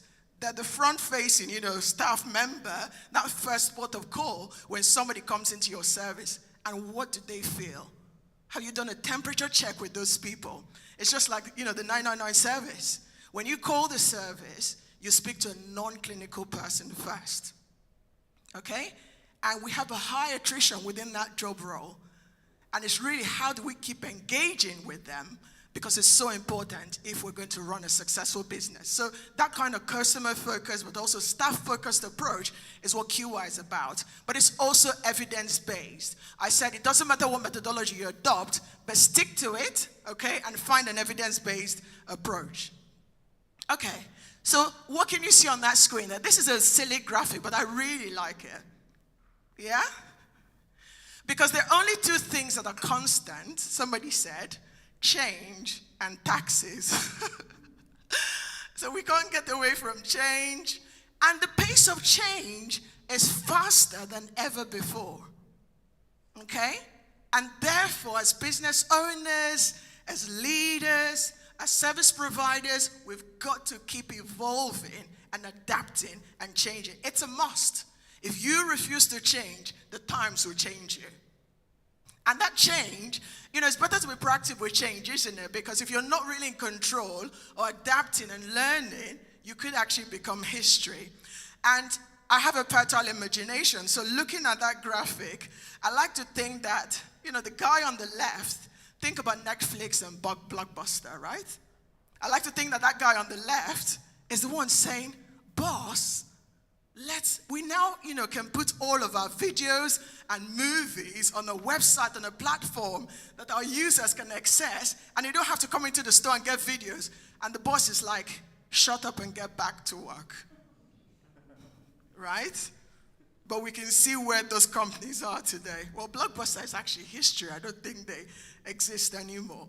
That's only one example. There's so many examples all around us, and you don't want your business or your service to be those people on the right, okay? At least right of my screen.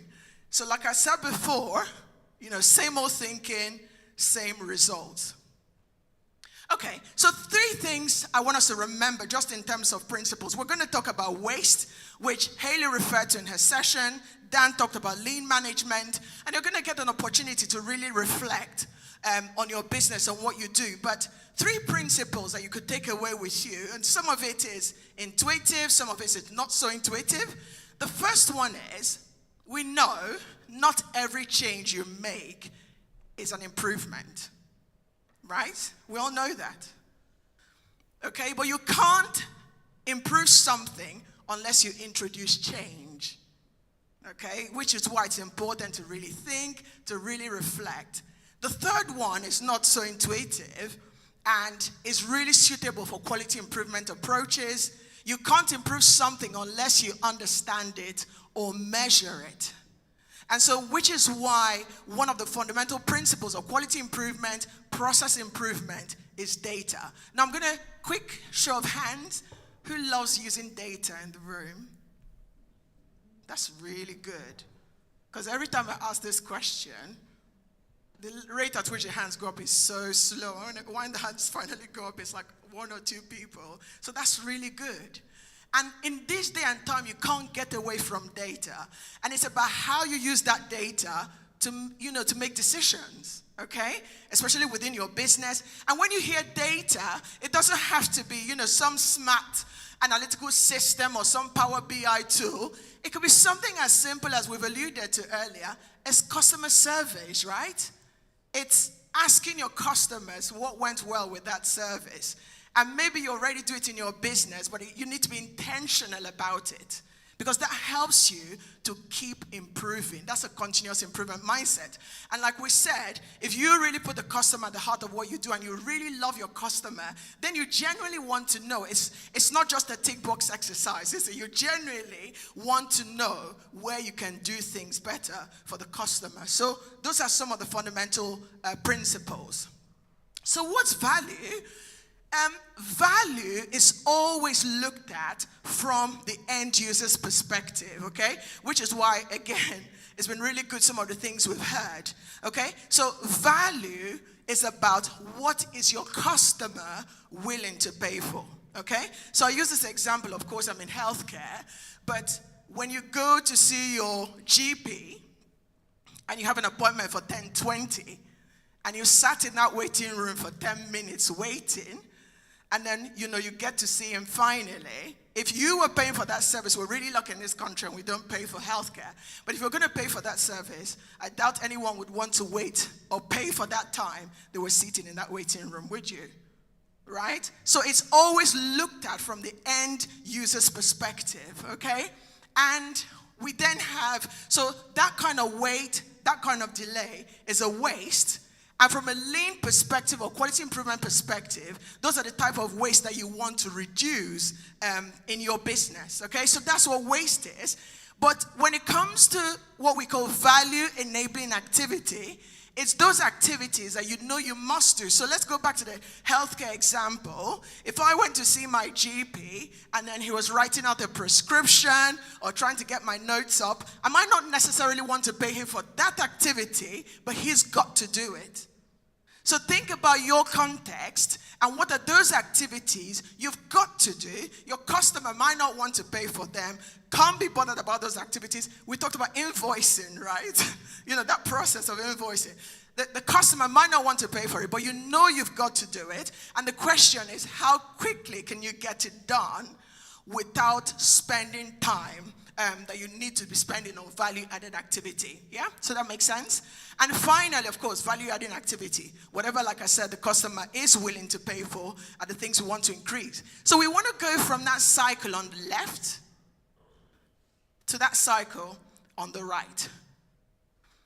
And that cycle on the right recognizes we can't entirely get rid of waste in our processes.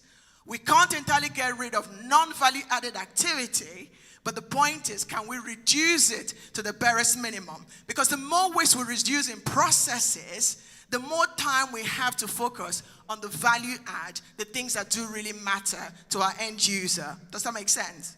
Yeah? Okay. So, how do you recognize waste? And then you'll get some time to do a little activity. Think about your context, your business, your service. You know where the waste is, right? You don't need a consultant. Sorry, Simon, and all the business coaches. Sorry. You know where the waste is in your business. There are things you've always thought about, and your staff know as well. There are things you look at and you think, oh my goodness, I'm sure we can do this quicker and better and faster. And sometimes we don't get the time. But remember, I say it's better to spend the time resolving those things and then having a better service for the staff, I was going to say patient, for your customer or your client, right?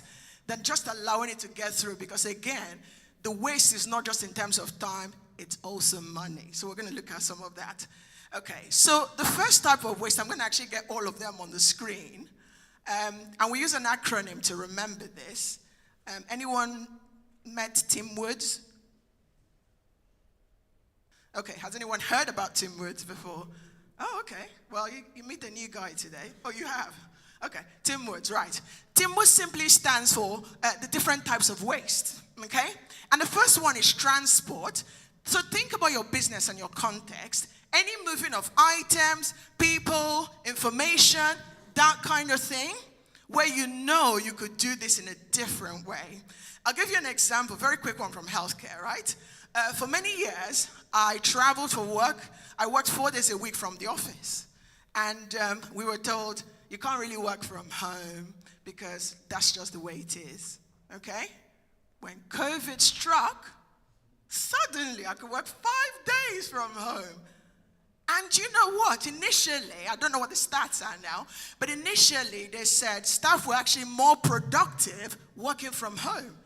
And I support that because many times, if I was traveling back home at 5 o'clock, I'll come off my laptop and then I'll travel back home.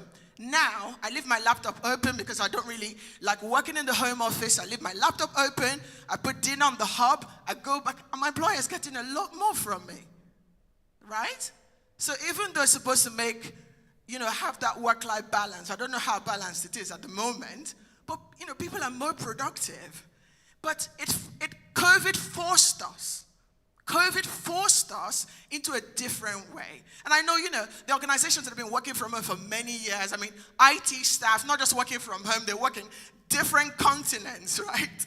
There are people who work in America, and they're based in Europe, all kinds of things. And it forced us to look in a different way. And the point is, we don't have to wait for an external force to make us think differently. Okay? So transport and then inventory, think about all of the things that you stock. Haley, you talked about that in your presentation. Stocking all of those, items and not getting rid of them. That's inventory waste there. Motion, you might say I get my steps in, but any unnecessary movement here and there, trying to look for things, that's a waste. What about waiting? I already talked about waiting at the GP surgery, but any kind of waiting. For us in healthcare, that's one of the biggest ways that we're trying to address. And in my role, we're constantly looking at that. Because the other thing is, not only is it a drain financially when people wait, especially in healthcare, is poorer outcomes for the patient. Even a minute delay can have a big detrimental impact. So this is important to look at. But what about overproduction? Printing off too many copies of something is kind of the simplest example. Overprocessing, getting too much information than you need, all of that. And then defects, every time you don't get something right, the first time. Oops, I printed it off, I'm going to print it again. Those little examples, but think about those things. And finally, staff. And not that we need to get rid of our staff, but it's about how are we utilizing people's skills and strengths within the team. Okay? So do we have people who are willing to do more and they don't have to be restricted to their job descriptions? How do we really help people move through that career ladder and get them doing things that, you know, they're particularly interested in doing and developing them? So you get some time now, maybe 5 minutes. In your tables, you know, you can do it on your own or talk to the people in your table, but think about your context and where these types of waste exist. And then maybe you can share some of your thoughts so that people can learn as well from it. Yeah? Okay, 5 minutes. Any nice music?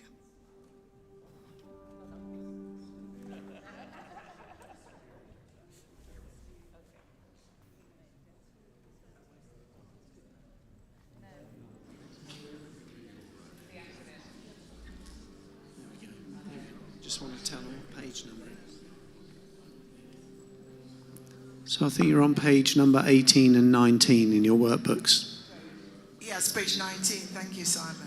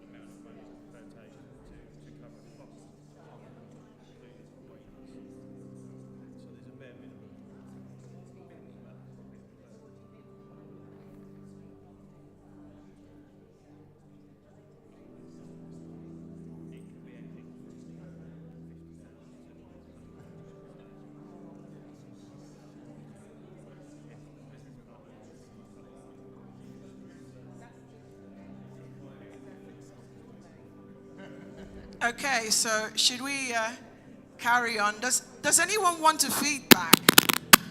Does anyone want to give an example of a particular waste you know about within your processes, within your business at the moment, and something you're going to go away and really look at? Anyone?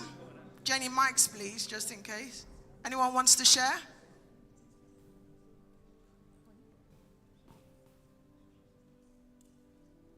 Oh, there you go. I'm sure there's plenty, unless you're saying you're all very efficient, and that's good.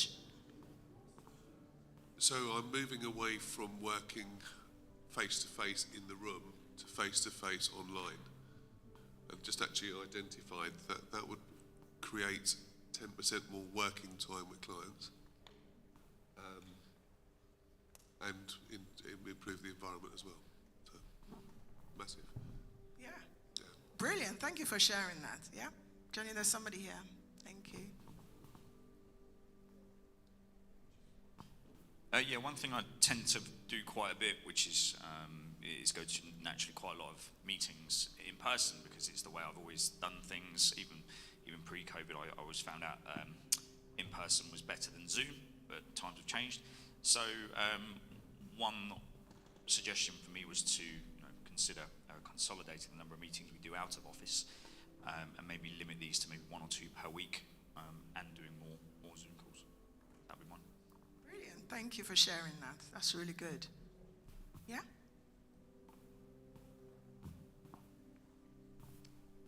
Transport, we went from petrol to electric. So now the car is charged by the solar panels that are there, and our fuel bill's halved. Fantastic, win-win. And I still know people who say, I'm never going to drive an electric car until I'm sure we have the right resources to keep that going. I think it's been around, a little bit for us to be able to say that's definitely the way to go. But it's that kind of, remember, continuous improvement is about the mindset first. Anyone else? I'm sure there's plenty of waste in this room, but let me not be done.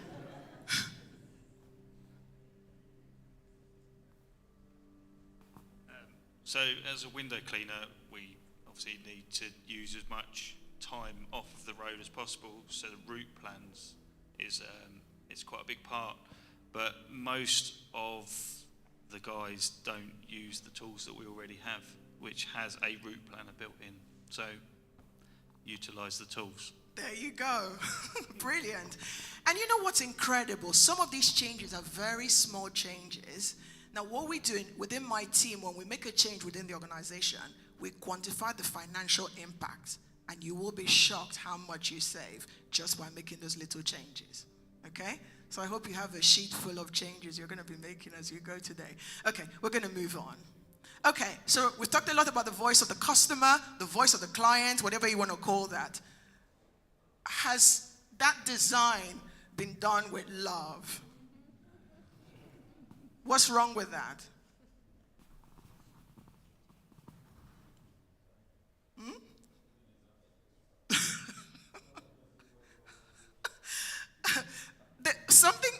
Something more important there, though, is they've left a particular customer group or client group out of the conversation. And who are those? Cyclists. In fact, what they've created there is a safety issue. Because those guys are now going to obviously bypass that wonderful creation there and drive very quickly into the road, probably causing more accidents. But that's what happens when we don't really get our customers in the room or really think from their perspective or have love at the heart of what we do. So really important to get them around the table. One more for you, and maybe you've seen this before, but just humor me. How many features do you think Mercedes-Benz took out of all of its ranges in 2004 because no one knew how to use them or could be bothered to use them? How many?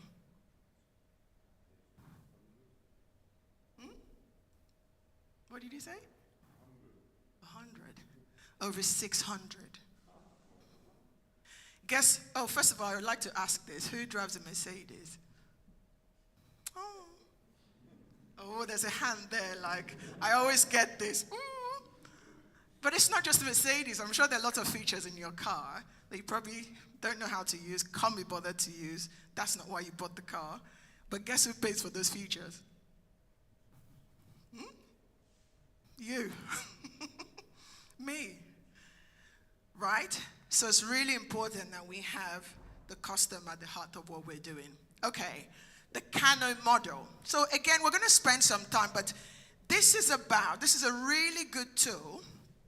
And essentially, this is thinking about your product, your business, your service. Okay?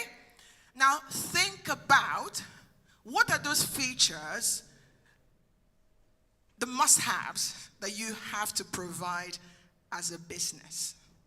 Your must-haves, your basics. Now, your must-haves are the features that if you don't have them in place for the service you're providing, you're going to have huge dissatisfaction on your hands from your customers, yeah? So, for example, you go to a Premier Inn. Let's just use a Premier Inn. And, it's a fairly nice one. But you go in, and then you find out that you can't lock the door. No matter how nice that hotel is or that room is, or you're going to be down there in reception or calling somebody, right? Because that's a basic requirement. I mean, you don't go into the loo and say, oh my God, they have a loo? No, you don't care. You're indifferent, actually. But if it's not there, then there's going to be trouble. So those are your must-haves. Okay, so think about your business and what are the must-haves, and are you getting them right? And how do you know you're getting them right or not getting them right? Okay? So that's the first thing to think about. The second are your satisfiers, okay? So if you throw this in, your client, your customer is going to love you. If it's not there, they don't care. But if you don't get it right, huge dissatisfaction. So back to that Premier Inn, okay? So you have, I don't know, a drink on arrival, okay? A hot drink on arrival, but then you put that cup to your mouth and it's actually not hot. You're going to be thinking, this is wrong, right? That's going to create some dissatisfaction and some complaint. What about your context then? What are the satisfiers? If they're not there, your client or customer is fine. But if you throw them in and they don't work, huge dissatisfaction. If they work, that could give you an edge over the competition. Okay? And then the final one, the delighters, as I like to call them, are your wow factor. Okay? The client didn't even know they needed it, didn't even know it existed, but you throw it in and you've got a customer for life. Okay? So back to Premier Inn, I come in and, I don't know, maybe you have a bathrobe and some fluffy slippers and somebody at the door say, just ring me anytime, and if you need, room service, I'll be there. And you're thinking, is this a Premier Inn? That's a wow factor. Probably highly unlikely, but just to make the point and give the example, right? So do you want to take a few minutes now and think about all of this in the context of your business? And then, feel free, we'll come back again and you can share some of that with the room. Yeah? Some lovely music, please.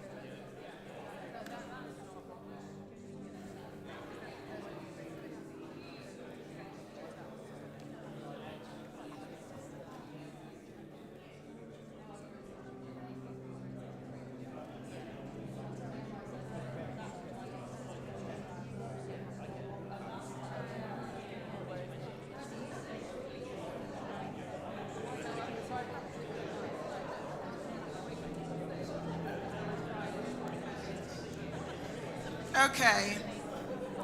Is it okay to feedback now because of our time? So I'm going to ask you a little question, and then I'm going to open it up to you for your comments and your feedback. So it was this year actually, in March, I went to a conference in Cardiff at the Principality Stadium. And a really nice venue. I mean, lots of walking to find the right entrance though, because we had to get in through entrance 11 or something. It was a nightmare. But anyway, nice venue, nice food. But one of the things that they did was a raffle. And if you were lucky and you won, then you got a tour around the stadium. Is that a must-have, satisfier, or delighter, would you say? Huh? You think it's a delighter? Okay. Yeah, delighter. Yeah, because they don't have to give us a tour. Bars up now, Simon. Next year we'll be expecting a tour around the cathedral or something. But anyway, guess what? So everyone's really excited, so that had this opportunity to do the tour. The only thing was they did it over lunch.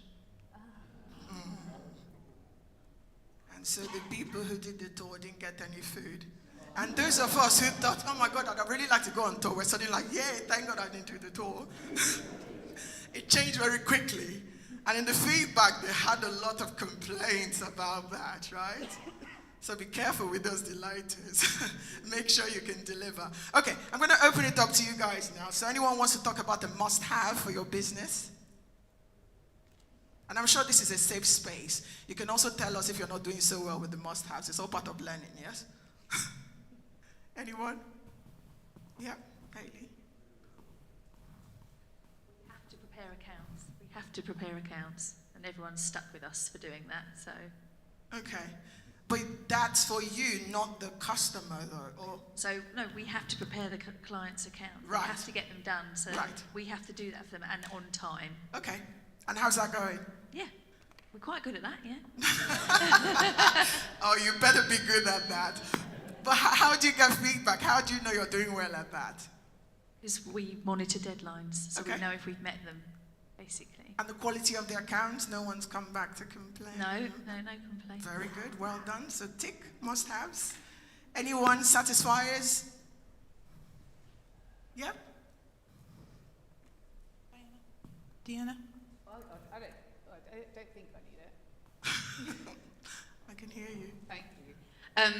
So I've got a satisfier. Well, I didn't think I had a satisfier until hearing you talk, and it was just something I set up yesterday, and I'm thinking it could either go a delighter or a satisfier. But we have, with our software, these automations, and I decided to flick the button that was like fill slow days or last-minute appointments, and so people. The clever tech will select people that normally book on these days and the services that they normally book, and then we'll send them a text saying, there's a last minute appointment or we've had a cancellation, do you want to fill it? But I was just looking at that thinking, God, if it doesn't work for the end user, they could be like, oh, this is great, or why are you texting me this ridiculous thing that doesn't work? So I was really pleased yesterday, and now I'm fearful. Thank you. Brilliant. Thanks for sharing that. And it's really making that decision. Do I just focus on getting my must-haves correct and proper and do it properly, then try to throw in a satisfier and reduce the quality of the must-haves? Do you see how it works? So it's thinking about that. Anyone else? Any delighters you've thrown in? I know the times are hard, cost of living crisis, but any delighters? Yep. Thank you. So I've got design and print business, and one of the delighters would be that if someone sends in a piece of print that needs to be done, I potentially might find a spelling mistake, or I might suggest that they might relay that out in order to be more sort of proactive with what they're doing. So even though I'm just being asked to print it, I'm actually going to then say, just a little suggestion. Customers come back and say, thank you so much for taking the time to even look at it and well done. Come up with something. Brilliant. Good value, definitely. And the delighters bring your customers back. They love you for it, right? Look at what's happening with phones. Oh my God, Samsung has fantastic camera. forget the data and all of those things, and everyone jumps to Samsung or jumps the other way. So, but it's important to understand, how you're using those things and making sure you're not compromising on your must-haves. Well, that's all from me. So I hope that's been useful. Thank you very much.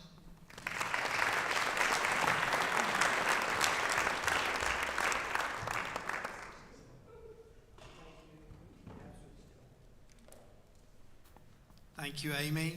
Well, what a great conference it's been. We are right at the end of it now, and lunch is already round the corner.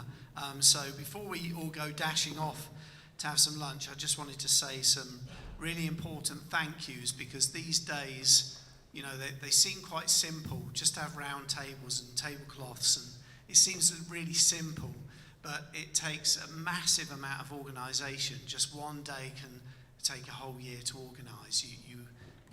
I didn't believe it until I started doing it, and you wouldn't believe it. So there's some really important thank yous that we couldn't be in this room without help, in particular from our sponsors, who help us to cover, the costs of putting days like this on, and helping us to raise good amounts of money for the charity that we've chosen. So thank you very much to Drew from Lemon Creative, Jason from Flowbird, to the FSB, to the Kent Business School, who are here as well, so please check them out. Certainly to Pro Legal Group and to Assets Accountants. Been brilliant for us. They've really supported us for several years, so if you could give them all a round of applause, that would be great.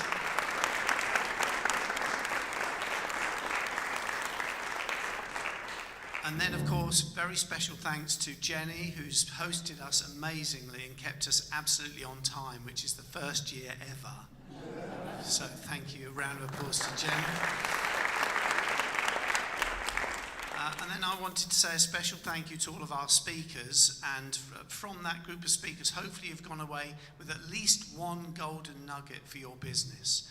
Something, or an idea, or something that you can go away and apply immediately from tomorrow into your business that will make it just that little bit better. So very special thanks to KJ, to Hayley, to Emma, to Jim, to Daniel, Tim and Jane, double act, and finally there to Amy. So a round of applause again for all of our speakers. And then, of course, it's not possible to organise events like this without our volunteers. People go to great lengths to support us and help us. So thank you very much to our amazing professional BBC camera crew, Kelvin, Ruben and Chizzy. So a round of applause for you guys. Thank you. I hope you feel they've not been too evasive, but the important thing is that we've got a lot of people who are also watching online. And we often don't realise that, but you can have another audience that's watching you, and some of them from around the world, which is great. And it's on YouTube, so you can just look up the King's Summit on YouTube, especially if you're a speaker and you want to watch yourself, which is really horrible, then that's something you can do.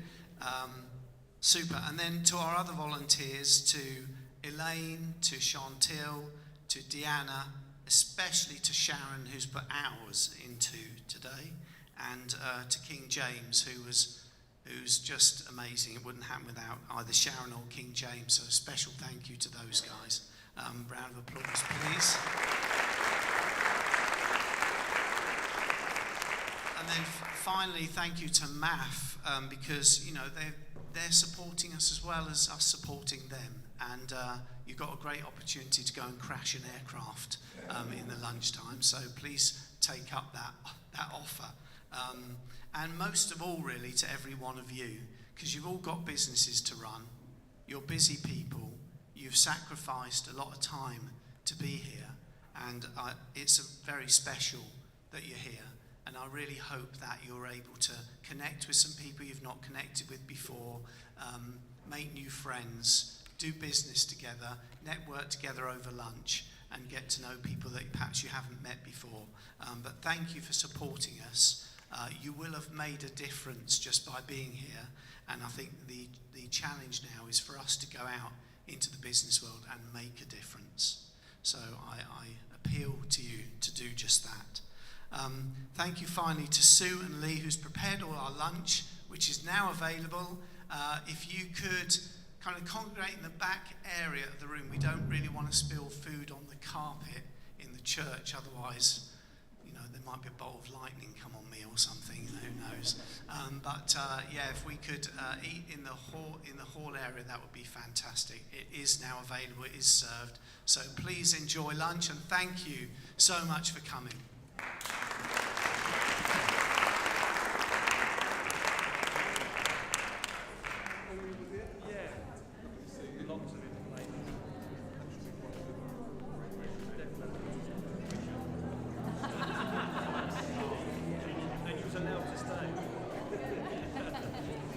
Sorry, everybody. Yeah, there is one last thing. Of course, we have a raffle to do. So hopefully we've got people's names. Are we on the raffle tickets or not? Yeah, we've got people's names on the raffle tickets. So throughout lunch, we were going to get someone independently to draw the raffle for us. And we're going to come and let you know you've won. Okay, and give you a book, which is what the winning prize. Thank you, everyone.